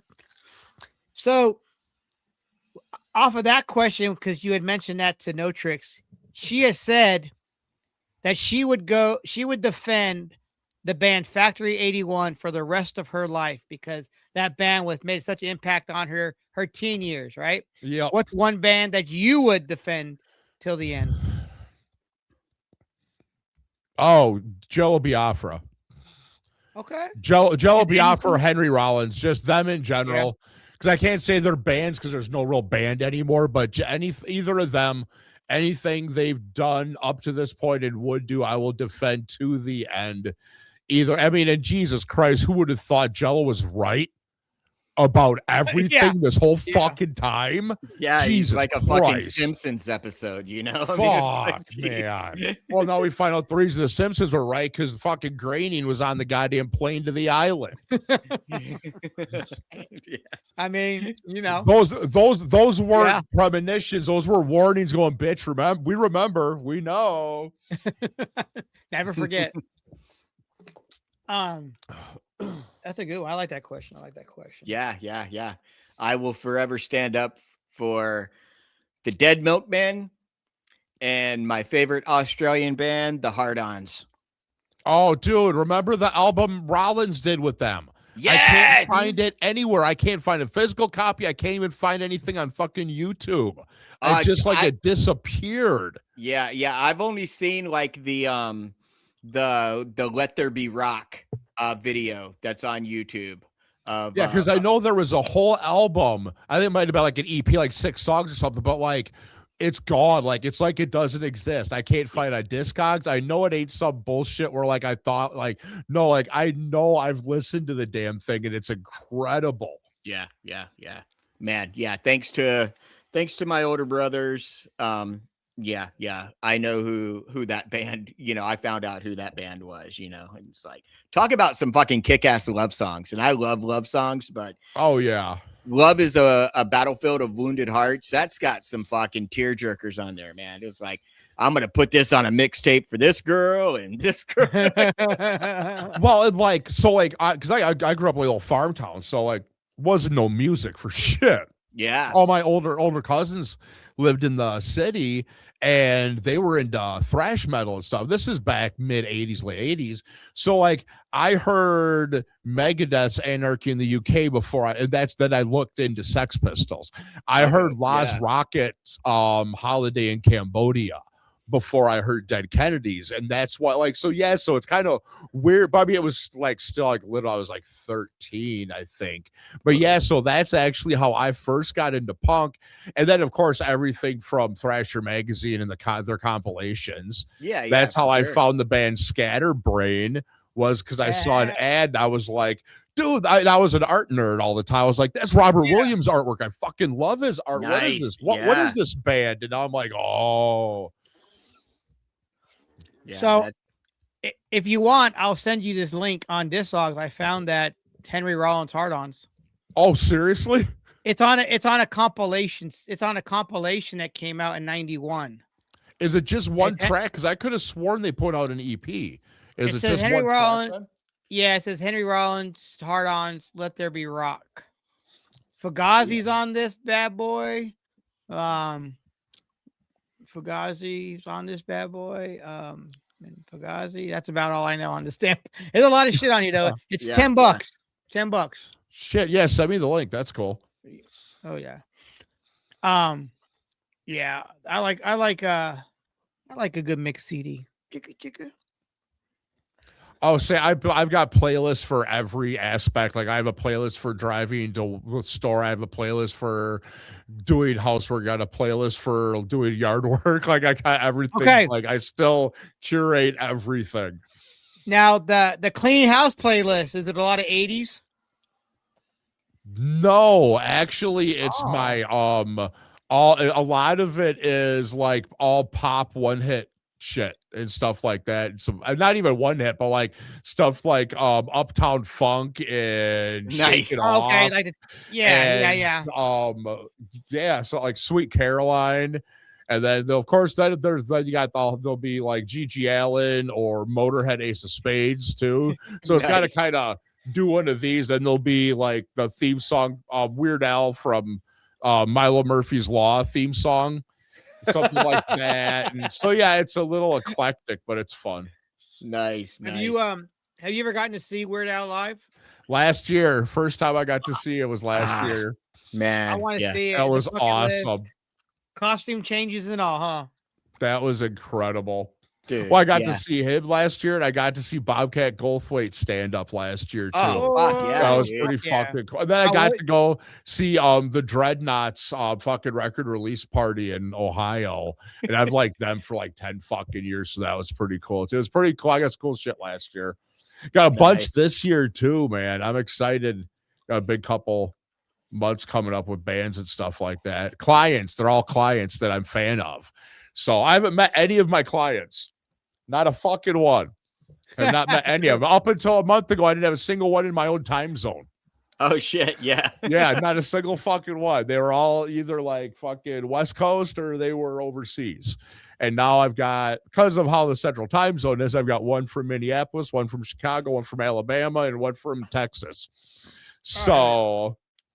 But yeah, so can I plug a few things here before we get done? No, go ahead. Oh, 100%, man. Please. Oh, dude. So like most of my clients are musicians or labels, but then like I do anybody really. Like working with some filmmakers and video game developers. But 1876, you know who they are, indigenous punk band out of Portland. They're coming to Chicago. So which is like I'm right Wisconsin, Illinois state line. Don't let the beach fool you. But isn't this glorious? Like this isn't digital. Like this is actually like the decal. I'm like, I'm buying a house. I've got grown up money. I wanted one of these trashy fucking things for like 40 years. I'm gonna have one. But no, so like I'm right by about 2 hours out of Chicago. So 1870s come from Portland. I'm like, oh, that's fantastic. So I get to see those guys are playing at Reggie's for the Shoot the Moon Festival.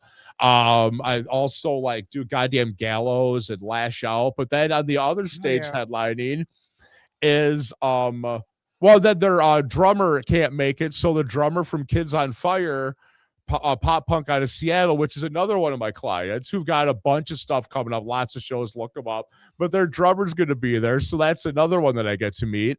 And their bass player, I work with him in his production company, so that's like 3 of them in one band, 3 different clients. But then on the other stage, Black Eye Vermilion, this kick-ass kind of folky punk band out of Austin, Texas. The singer, Gary Lindsay, this guy is 56, got a voice like Tom Waits, and energy level like fucking Jello Biafra. This guy, I've been a fan of his. He was in Ask Jack with Hank 3. Oh, shit. Okay. Him and Shelton are best friends, like Coleman calls him Uncle Gary. They're tight, like this guy.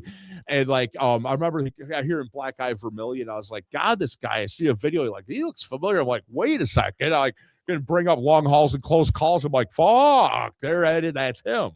So I've been a fan of this guy for years. Now he's got a band, Gary Lindsay, The Pleasure Tide. Well, reached out to him because he's 56 and he just started a Buddhist hardcore band called Pretas, which is, it's so good. It's so good. And he's calling it empty nester hardcore. Because he said it is. I've got another clients the same thing, guys my age and older, and they're like, you know what? We got the time, might not have the energy, but we got the time to do this right and do it professional. The kids are older, they're off to college. We got grown-up money now. We don't have kids sports on weekends, and they're taking their bands more serious. So yeah, so I've been a fan of this guy for years, and I just had him on the show again last week. But yeah, so I get to meet him. I'm super stoked. Nobody knew I was actually working with him yet, so I'm kind of announcing it here. So now I get to announce it officially. Well, I do a teaser. I do it. You got to tell them it's important. It becomes important. But yeah, so I'm working with Gary Lindsay and his new band. And they're gonna be at Reggie's too, so that's gonna be cool.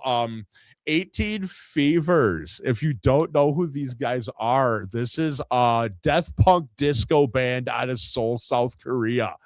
Oh my god, they're so good. They're such a good band. The singer Christmas Kwan, her voice is like a cheese grater in the best way. She's just gnarly, man. She's just badass. You got to listen to this band. They put out a collection of their songs on vinyl. I think it's Lava Sox Records got it. But yeah, they're gonna be playing Rebellion and Outsider in both in August. I like the second or third year they played Rebellion. So yeah, they just played Dollfest actually. But yeah, so they're watch for them this summer. Talk about Radioactive Chicken Heads. They're just always got shit going on, dude. It's the busiest damn band. 30 years. I don't know how the hell they're not famous yet, but god damn it, I'm gonna make sure they get there because fuck, they're fun. But I talked about the Chains, the Boss Reggae Band. Check their Bandcamp. I'll ship it. I'm the one right here. They talk about FMA and 12 Gas, the father-son hip-hop duo. Check those guys out. They got a big long-form project they've been working on. It's really cool.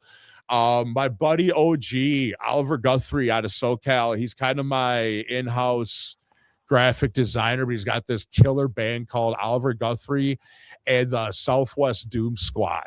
It's kind of this folky, dark, bluesy, and he's got a big project coming this year. I'm actually collaborating with him on some shit, doing some vocals. So that's kind of weird, me being on the other side of shit, especially when I hate my own voice. So that's cool. I'm glad he's using some distortion on that shit. Then my buddy Jeff Town Records, that's who puts out Gas Station Boner Pills vinyl, who's got a new one coming out. Okay. And then one of my favorite clients, dude. Check out Big Fucking Skull, this killer, like kind of street punk, horror punk out of Minneapolis. But guitarist is also in this 70s like rock revival band called Sunflower Fox and the Chicken Leg. Like I shit you not. Like I saw he said I first talked to this guy because guy from Jefftown introduced me. And I was doing some distribution stuff. He's like, yeah, he goes, let me send you this other project I've got. And I get the record, and it straight looks like something you got at Goodwill.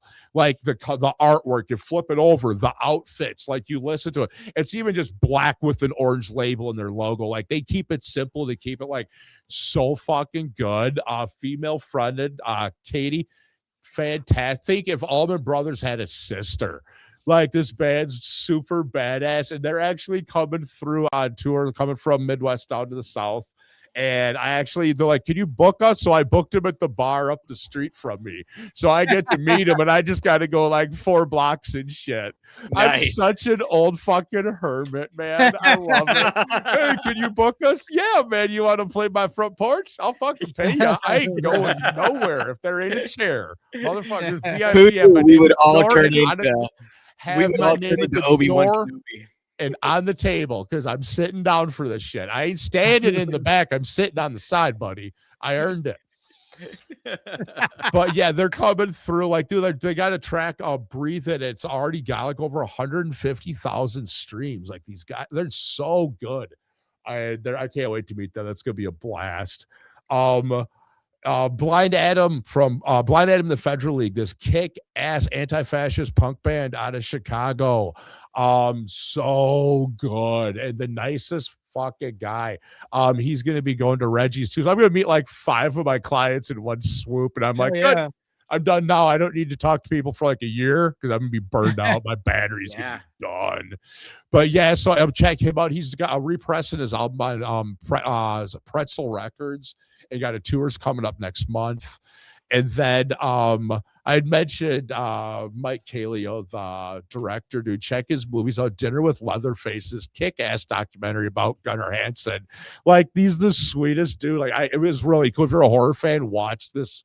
Check out the documentary. He's got another good horror movie called Inner Demons. Check them out. Amazon Prime. There's gonna be director's cut Inner Demons stuff coming on Blu-ray, so watch for it. Anchor Bay.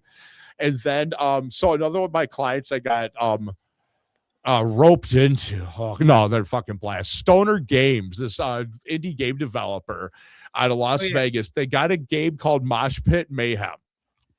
And my client Radioactive Chicken Head's like, hey, I'm gonna be in this video game.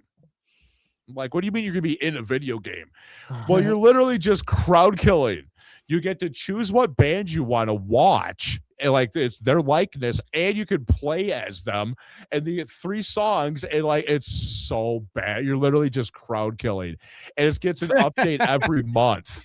So there's new bands every month. It's coming to it's on Steam now. It's coming to PS5 actually this summer. Oh, like geez. It's serious. Yeah, it's like legit 3D render. It's fucking rad, dude. And like in the nicest way possible, and he gets it when I say this, it reminds me of Def Jam Vendetta on PS2. Yeah. Because it's all about the music and the character and that feel. Like that's what it fucking reminds me of. And like a bunch of my clients are in this game. It's super rad. Radioactive Chicken Heads, Gas Station Boner Pills. I even got Belushi Speedball in there too. I got Vinny in there. Nice. And well, who else is it? Oh, 18 Fevers, the band out of South Korea, is going to be in there. Big fucking Skull's going to be in it. And coming up this month, actually, I think Gore Pig, To Be a King, and 18 Fevers is the May update. But yeah, and then actually he made me a purchasable skin. My grandson thinks I'm the coolest fucking person, or knows that I'm the coolest fucking person on the planet. Like, I have a podcast. I'm basically a YouTuber, and like I'm in a video game, and he's making me an NPC too. And then I mean, I know people from SpongeBob. Like, I did never realize, you don't realize when you're 20 and you're a drunk and an addict, that your whole life is going to be, oh my God, my grandson thinks I'm cool. And that is the best feeling in the world. It's so funny. But I never realized that's all I want. I didn't know in order to hang out with the cool kids, I was going to have to like birth them and making sure they keep doing the same so I'd have cool people to hang out with. But fine, I'll just make my own. That's great. Yeah, this game is pretty fucking, looks pretty dope. I'm scrolling through it, like, and all the updates that all the different ones on here. All the bands. And it's so there's it's going to be 50 bands total.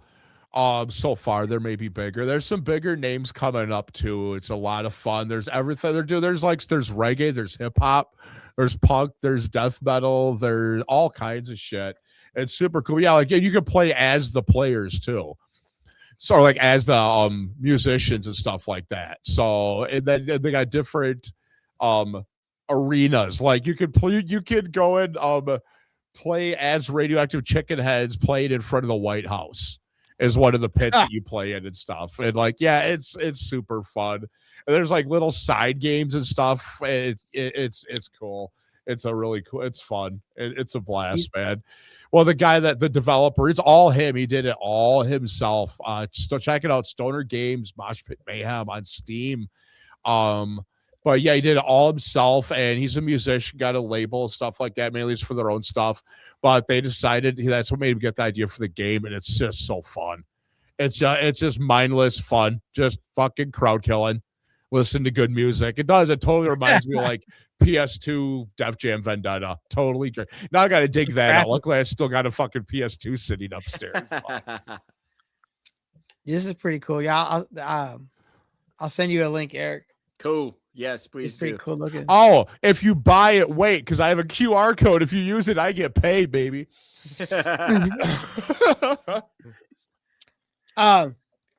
Leigh, do you got merch?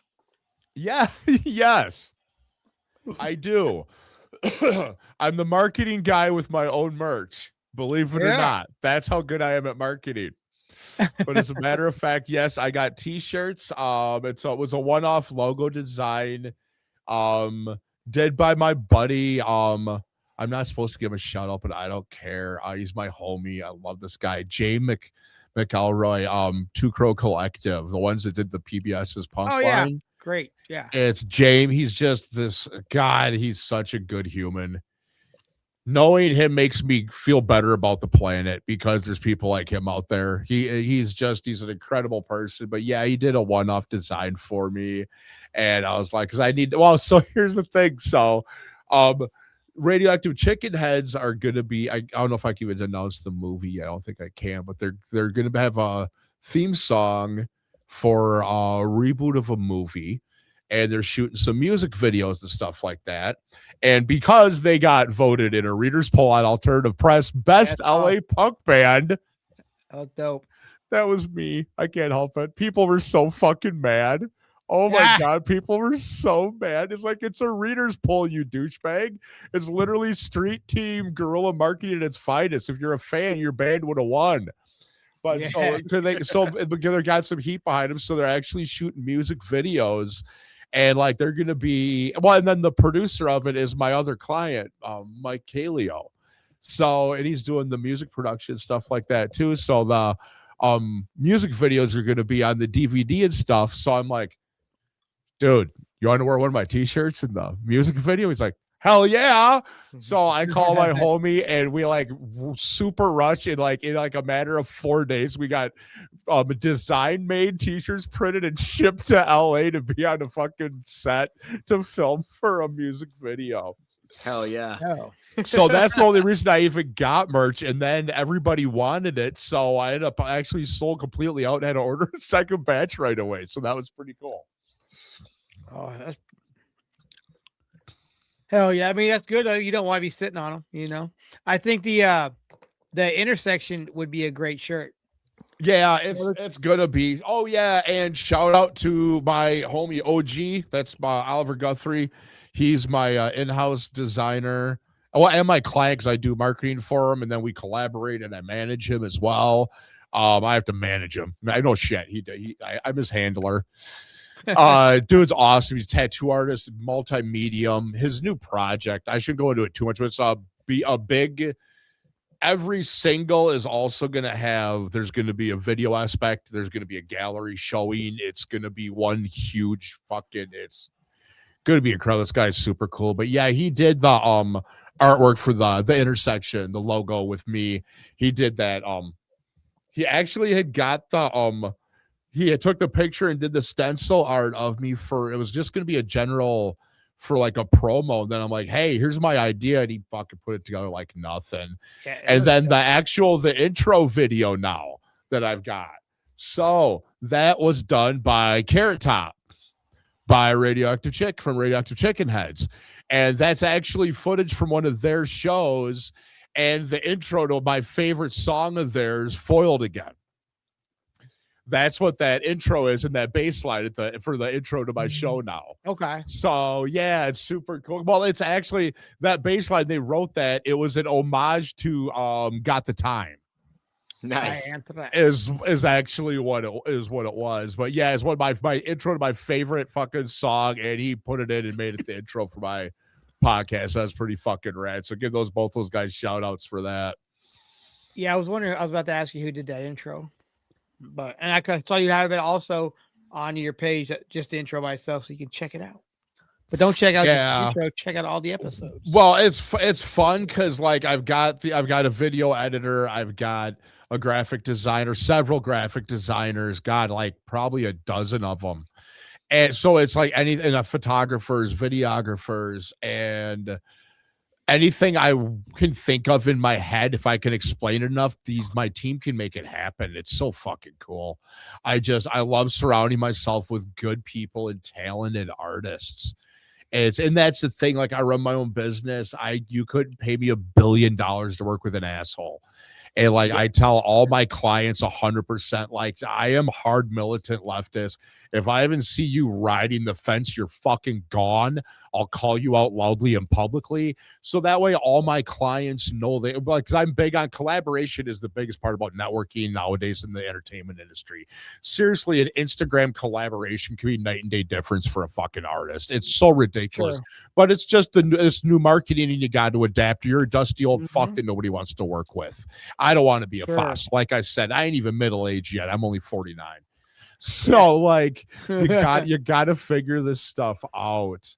So it's just, I don't know. I'm just going to keep rambling. No, you're good. I we know what you're saying. I agree with that. You know? But you know, I forgot what I was going to say. Anywho, so my edible just kicked in. That's where I'm at too. I was like, man, I was really going someplace, but this fucking SpongeBob man is kicking my ass. That's what happened. I was just like, yeah, I don't know what I was gonna say. I was going good, and I took a left, and then I was like, I forgot something. Oh, that's what I was saying. But so that's the nice thing though, is like all my clients, like, well, that's the coolest. A bunch of them don't know each other. They all get to meet each other in Chicago, and they're all excited about it because they all know they don't have to worry about, okay, should I even associate with these people? Because it could be career killer, or just because your own morals. Do I even want to work with someone? You know, I think the whole Punk in the Park fiasco brought that to the fucking top. Yeah. Thank God, though. That was really nice. Everybody just kind of showed themselves to the door or waved their arm in the air for you. Just fucking, thanks. Boom, you're gone. Yeah. So it's fun to just know, like, there's even my most stressful day is a blast because these are people, like I said, like it's my fucking playlist, man. I get to hang. I got to drive to Chicago, which sucks, but like I get to go hang out with 5 people that I've been talking to regularly for months and months and months, and they're all coming together and get to meet each other and know about each other, and it's going to be cool. Like I'm so stoked for Shoot the Moon at Reggie's. That is one thing about doing this podcast over the computer. It's like you may never meet the people you talk to on the other end of this computer. You know. I know. You know, but I mean, hell, there's been people that probably just talk to each other for years and years like this, and will never meet each other. And when they get, they might show up in public and be like, "Damn, I didn't realize you were that short." Yeah, no shit. Well, and the Reggie's thing is super cool because I've only ever been to Reggie's in Chicago once, and it was like, geez, 11 years ago. So it is kind of funny because it's almost kind of coming full circle then. So so we went down. There's this band, Hang Dog Hearts. I only knew one song of theirs. That's all I could find on like. I remember even 11 years ago, not everything was on streaming. You couldn't just find shit. Usually, if you didn't find it was an unknown band. If you didn't find it on YouTube, you weren't going to find do it to listen to it right away. So we went down to listen. It was them, Left Lane Cruiser, SS Webb, Matt Woods, and then this guy. Just one guy in a banjo name was Soda Gardaki. Well, dude, from Wax. Yeah. So me and my wife were sitting there, and this is 11 years ago, and I was already the oldest guy in the bar by 10 years. And I'm looking around, I'm like, I think I'm the oldest guy here other than this Soda. I'm like, God, that name sounds familiar. I look it up. I lose my shit because it's 1993. I'm a pizza delivery guy. I got my 1985 Toyota pickup. I'm listening to 13 Unlucky Numbers cassette on repeat. It did not leave my tape deck until it broke, and it wasn't stuck. I listened to that so much. I looked at my wife. I'm like, if he plays California, I'm going to lose my shit. Very next thing on the 12-string banjo plays California. I'm like, oh my God. So I go right up and introduce myself to him afterwards. And he's like, God damn it. He goes, that's such a cool story. He goes, I'm sorry I fucked up the second verse. He goes, I promise you, I will come play for you. Just you. One day, just you. So we stayed in touch, and I had from that night. I met a lot of people and got back into the music scene, playing in bands, and which got me the opportunities for me to make the connections to start my own business and to be doing what I'm doing now. If it wasn't for that New Year's Eve at Reggie's, Grizz Media probably wouldn't exist. Easily it wouldn't from that night, from the connections I made. But so jump ahead and stayed in contact with them, and several years later, Soda Gardaki I ended up, I was working at this burger joint, this like fucking fusion. It was really cool. I used to love working in the kitchen. Then I got sober, so it was impossible. So I was working in this kitchen, and he came through, was playing Madison because he was living in Chicago at the time, and he knew I couldn't make it to his show, so he stopped at work to see me. It's the same building that the pizza place was in that I worked in high school. And I'm telling that, he goes, come here. So we go out in the parking lot. I got video of him serenading me in the parking lot to California. And then jump ahead a couple years later, he came up and played my son's birthday party, graduation party. So like ended up becoming an actual friend. But yeah, so like every time I'm watching Biodome, I'm like, I know him. That's cool. Yeah. Like he played my son's birthday party. He's cool. That's no, so Soda's super sick. cool, dude, man. Yeah, so like I'm like, I know the name, and he's way older than the last time I saw him. He's got a banjo. Yeah. And he's sitting down. I wasn't thinking it's the guitars from Wax. Like, fuck. Right. Yeah, for sure. Man. Yeah, I was lucky enough to see those guys twice in Nashville. Yeah. Once thanks to the Mighty Mighty Bosstones bringing them on tour.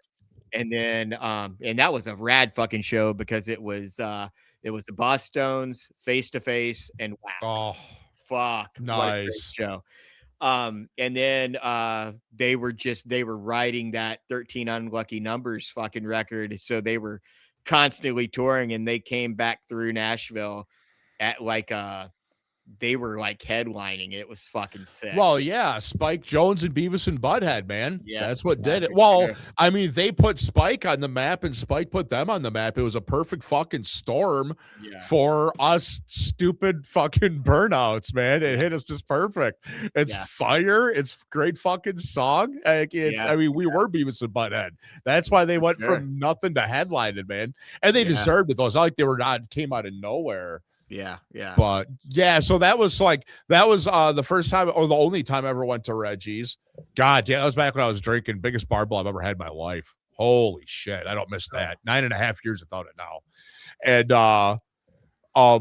but now so this will be only the second time I've ever been to Reggie's and going down and getting to see Shoot the Moon Fest, which I'm not a big fest guy. I'm not a big crowd guy, so this is gonna be a big jump. But yeah, so two of my clients are headlining Shoot the Moon. And then one of those clients technically has three of my clients in the band, three different clients, because 1876, and then Jake from 1876, I work with him in his bands. And then the drummer is going to be the drummer from Kids on Fire. And then Gary Lindsay, his band Pratus, that is my client. His other band, Black Eyed Vermilion, is headlining the other stage. And then my client, Blind Adam, the Federal League, Blind Adam's going to come to hang out because he wants to be in 1876. So like a culmination of all the work I've done all these years since that last time I was at Reggie's kind of culminates at Reggie's again. But it's pretty cool, man. It's a trip. My wife always jokes and says my life is like that movie Big Fish. Because it's always like, who are you talking to this time? Like Eagle Plum from SpongeBob, or like the guy I talked to last week is best friends with Bruce Campbell. The guy, another one of my clients, I'm like, hey, what are you up to? He goes, hanging out with Lance. I'm like, who? And he shows me a picture of DJ Lance from Yo Gabba Gabba. Nice. Like, and he's like, oh, he goes, he wants to be on your show too, probably later and stuff. And I'm like, okay, this is my life. That's cool. Yeah. That 1876, man, they're blowing up. Oh yeah, dude. Gabe he's such a nice dude. He has such a big heart, but the dude, he's a powerful individual, man. Yeah. I haven't got to see them live. I got to watch I had told him like, hey, dude, do a live stream where you're opening for Subhumans. And they did it at this amphitheater. And so it's an open amphitheater. They're the opening band. A lot of Subhumans crowd ain't going to be 1876 fans. They're a different kind of vibe. And they're up there. He's got the war drum, and he is controlling that crowd like it's a fucking tent revival. It was just like, oh my God. It was so insane because maybe not even half those people could have known the words to his songs, and he had them. It was remarkable. It's just powerful. I can't wait to get to see that. Then in a small club like Reggie's, Oh fuck yeah, that's gonna be fucking nuts. They're a hell of a band, dude. They're cool. fuck yeah. Well, Leigh, Grizz Media 806 everywhere. 608. 608. 608. Yep. Well, all right. Are you taking on clients now? Yeah. I've got a couple meetings with some new ones this weekend, actually. But yeah, I'm always looking. So if you're interested, come at me. Just already know what your goals are and what your real expectations should be. I had a band that's like, they want to play Warped Tour, and I'm like, there's 6 of you and you got 11 kids. You ain't playing Warped Tour. You can't get Saturday off because you got soccer duty. And that's okay. You could still make good money doing that, put out good music, but you're not playing Warped Tour. You got to be real. Like, so just know where you are. Like, that's my other band I forgot to mention, Ghosts Among the Pines. Holy shit, I almost forgot. These guys, it's another one of the Empty Nester. Yep, out of Dothan, Alabama. Dude, he calls it this. Apparently, it's like a punk style down there, dude. I call it swamp punk. It's like it's good. It's sludgy, and it's the most unassuming looking band. Listen to them first, and then look them up. You'll be like, God damn, man! Don't ever judge a book by its cover. Nice. These guys are tight, but some doomy, but not like slow sludge or anything, but it's like it's fucking good. They're so good. But they got a bunch stuff coming up. They got a video coming out this month, couple singles. They got an album coming out, some vinyl. They just put out some new merch, but they're down in Dothan, Alabama, and man, look these guys up. And like, they just did the video and they did it, and they did through a house party. Bunch of old guys throwing a house party. It's the same thing, man. These guys are older. They've been doing this, and they finally got the time and stuff. The kids are getting older, and it's fun work. It's punk rock for grown-ups, man. It's really fun seeing some of the guys that have stuck around. A lot of them got sober, and they got families, and like you're saying, these bands are getting back together, or people are just getting local bands that are finally getting bigger and getting. Some of them just want to be regional, because it's what they love, and they deserve that or more. But it's fun seeing, and that's a lot of my clients, man. They're all guys my age and older, and they're 50, and it's like, hey, it's time. Let's do this. Let's do this. And they're taking shit seriously, and it's fun, man. I love seeing people at the best time of their lives. That's odd. Well, Eric, do you have anything? Nah, I think, yeah. I think, yeah. Well, I want to end on this. First off, thanks for coming and being a guest on the show. But did you guys know that the Great Mississippi Flood was started because a man broke a levee because he wanted to keep partying, so he wanted to keep his wife from coming home? That's a true story. I could see that's what the great Mississippi. Now he's facing death penalty in life in prison because of it was he meant to do it. So you could have stopped explaining after Mississippi. That kind of it was kind of there already. I don't know. I don't even know what was it. Was it in Mississippi though? Because I mean, it's the Mississippi River, but was it Mississippi? I don't know. Yeah. I don't know. I don't know, but that was like, I didn't realize. I had heard this today, and I didn't realize that was in 1993. Yeah. Jesus. All my freaking Gen X freaking brain rot can think of is Biodome, when they're talking about how they started the Great Fire of Chicago or something because of a flaming gerbil or some shit. My brain instantly goes to movie quotes. I forget appointments. I forget what I walked into the kitchen for, but I can still quote every movie I've ever seen. 100%. Yeah. All right, then on this note, then Leigh, give us one movie quote to end the show. Oh God.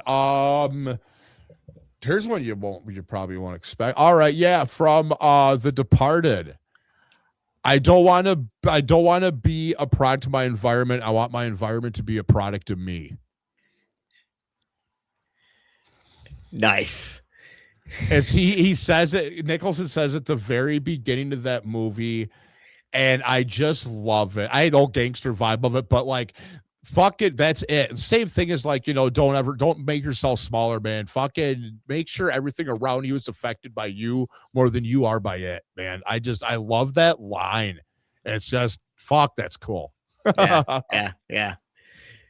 Go watch The Departed, people. Yup. Later. Word up. Wait. Peace. Action.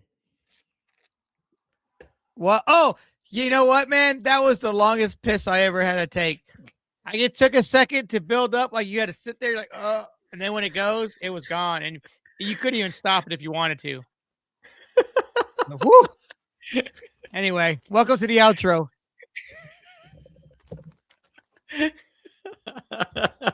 So I wasn't eating chips.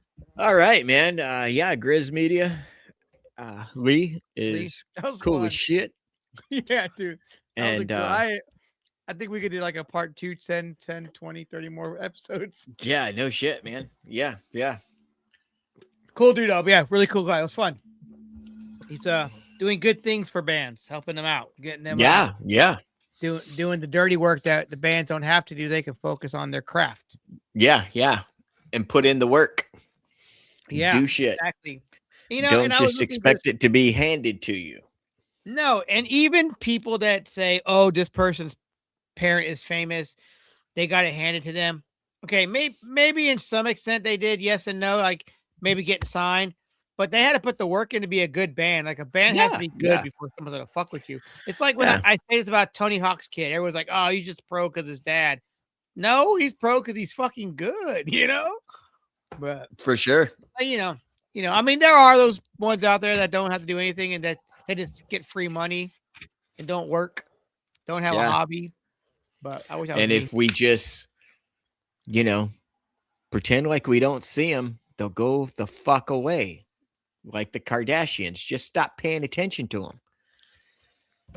See, that's what I was talking about today at work. I was talking about paparazzi. Okay, look at you got stars like Keanu Reeves. He's like one of the biggest actors. Adam Sandler, just chilling like you and me, taking the subway, walking the streets by himself. Sandler's out there playing ball in the park with the homies out there out in the street because I feel like they got where they were and they just stayed who they were. They weren't trying to hide from people.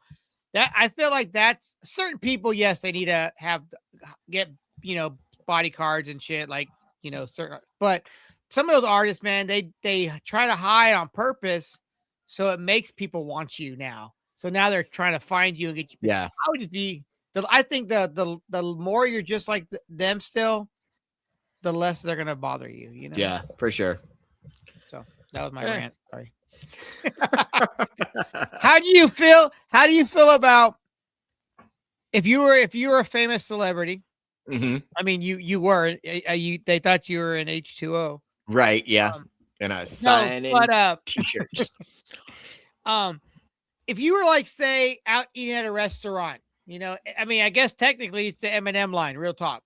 You're at the restaurant, you're eating with your family, and somebody's trying to get you. I feel like that has to be a boundary there. Like you can't just go up. Like you wouldn't mind signing it, but maybe outside, come up to me, not in the restaurant when there's people. Right. Yeah. You just got. Well, I mean, I'll go back to, I'll tell another fucking story, that I've told before.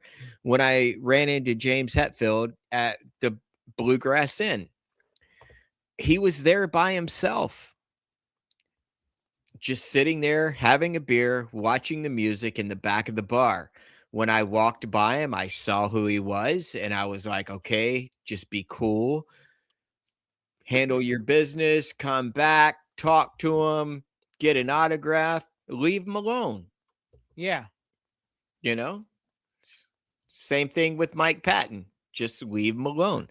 The only ones that I think we made, feel uncomfortable was when we met Ricky Schroeder at the Bluegrass. What And the fuck? yeah, I would yeah. have been like, "Where's my train at? Let's go, guys! Come on!" Yeah. Get on We the all train. took our picture with them and had him in Silver the spoons. center of all of us, sitting on a bar stool. I mean, you could see how uncomfortable he was in the picture.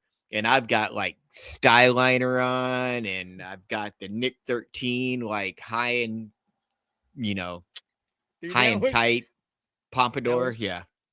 that was Yeah. funny the other day when you texted me and you're like, "I'm listening to the old LTD stuff." Man, I sounded like I wanted to be Nick 13 or Davey Havoc, and I was like, "You said it."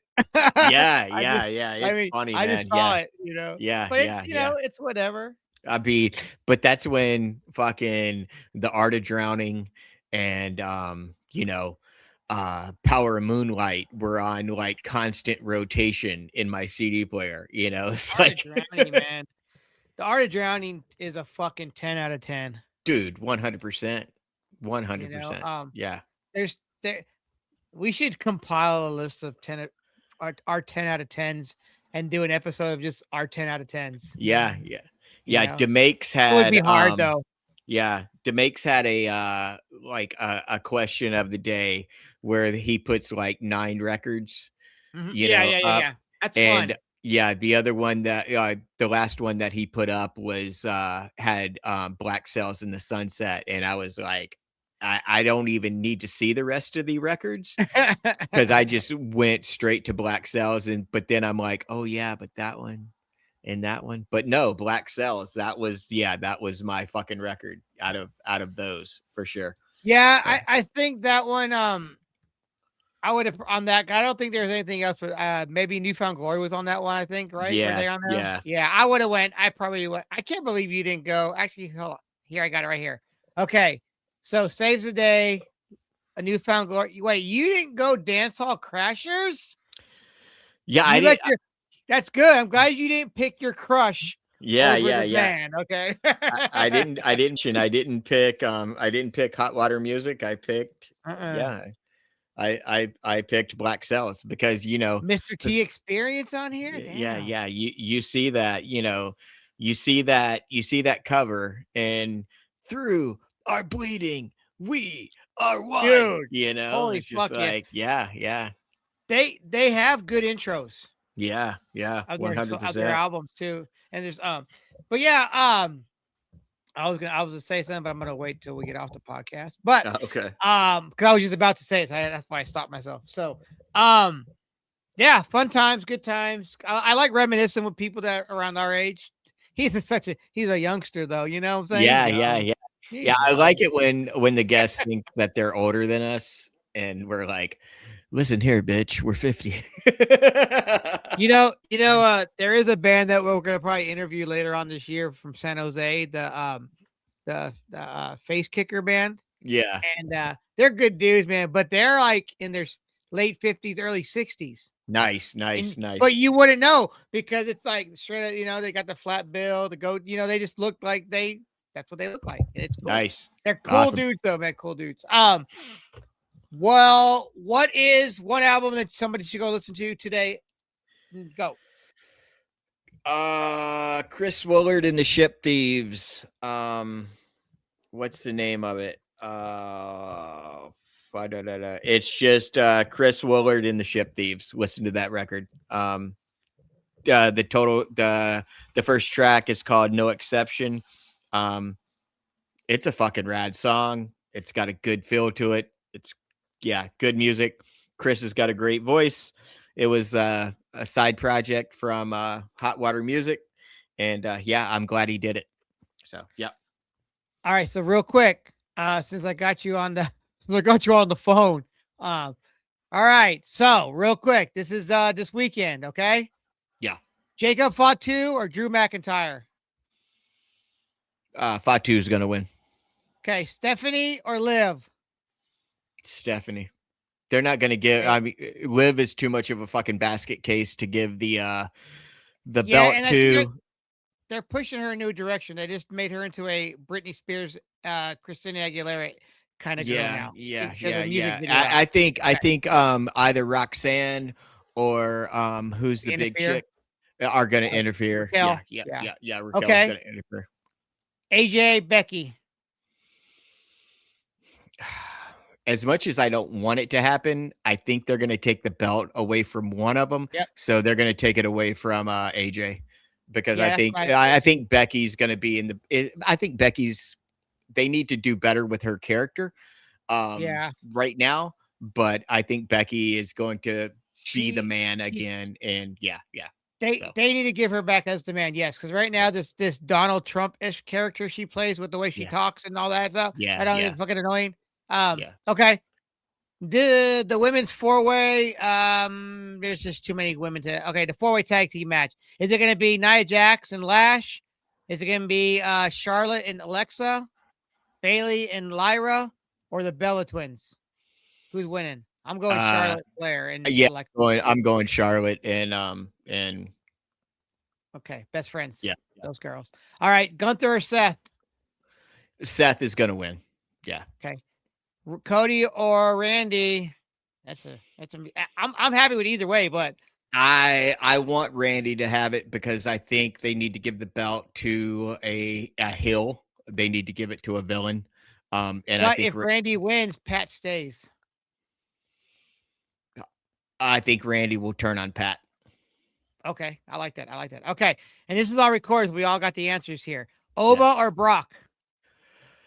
I think they're gonna. I think they are going to. I think Brock's on his way out, and I He think is. they're finally going to give Brock a loss at Because WrestleMania, and I well, think they've got so much. end his streak at WrestleMania. Yeah, yeah, and they've got so much riding on Oba. I think Yeah, they can do a lot of good with Oba that they didn't do with like Lashley.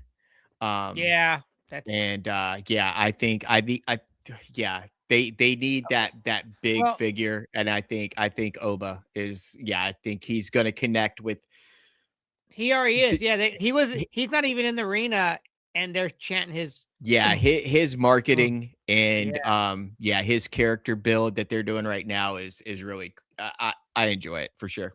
Well, Brock Lesnar is a huge fan of Oba. That's why he's doing this with him. So Ah, that's really okay, cool. cool. That's really Nice, cool. nice, All yeah. right.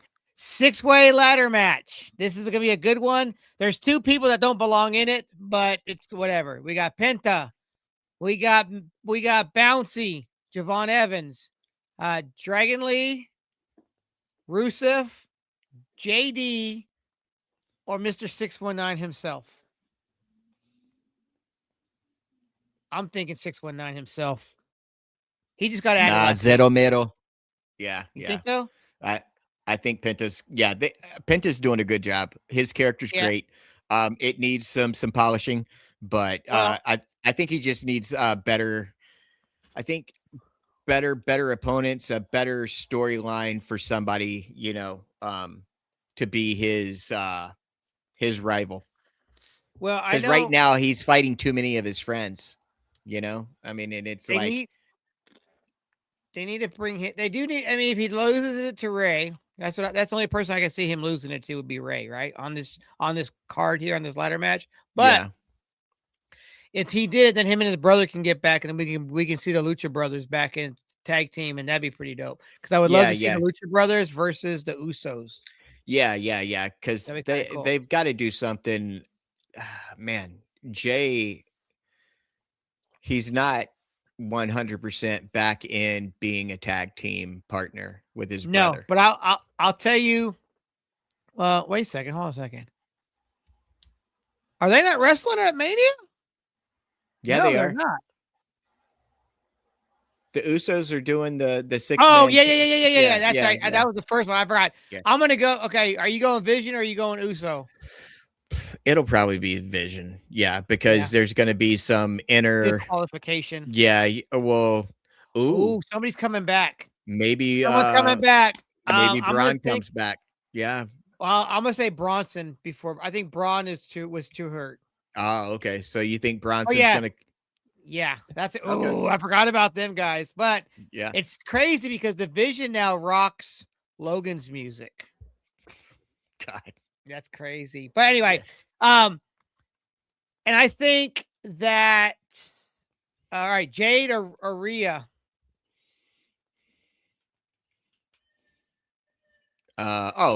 Rhea. Yeah. Yeah.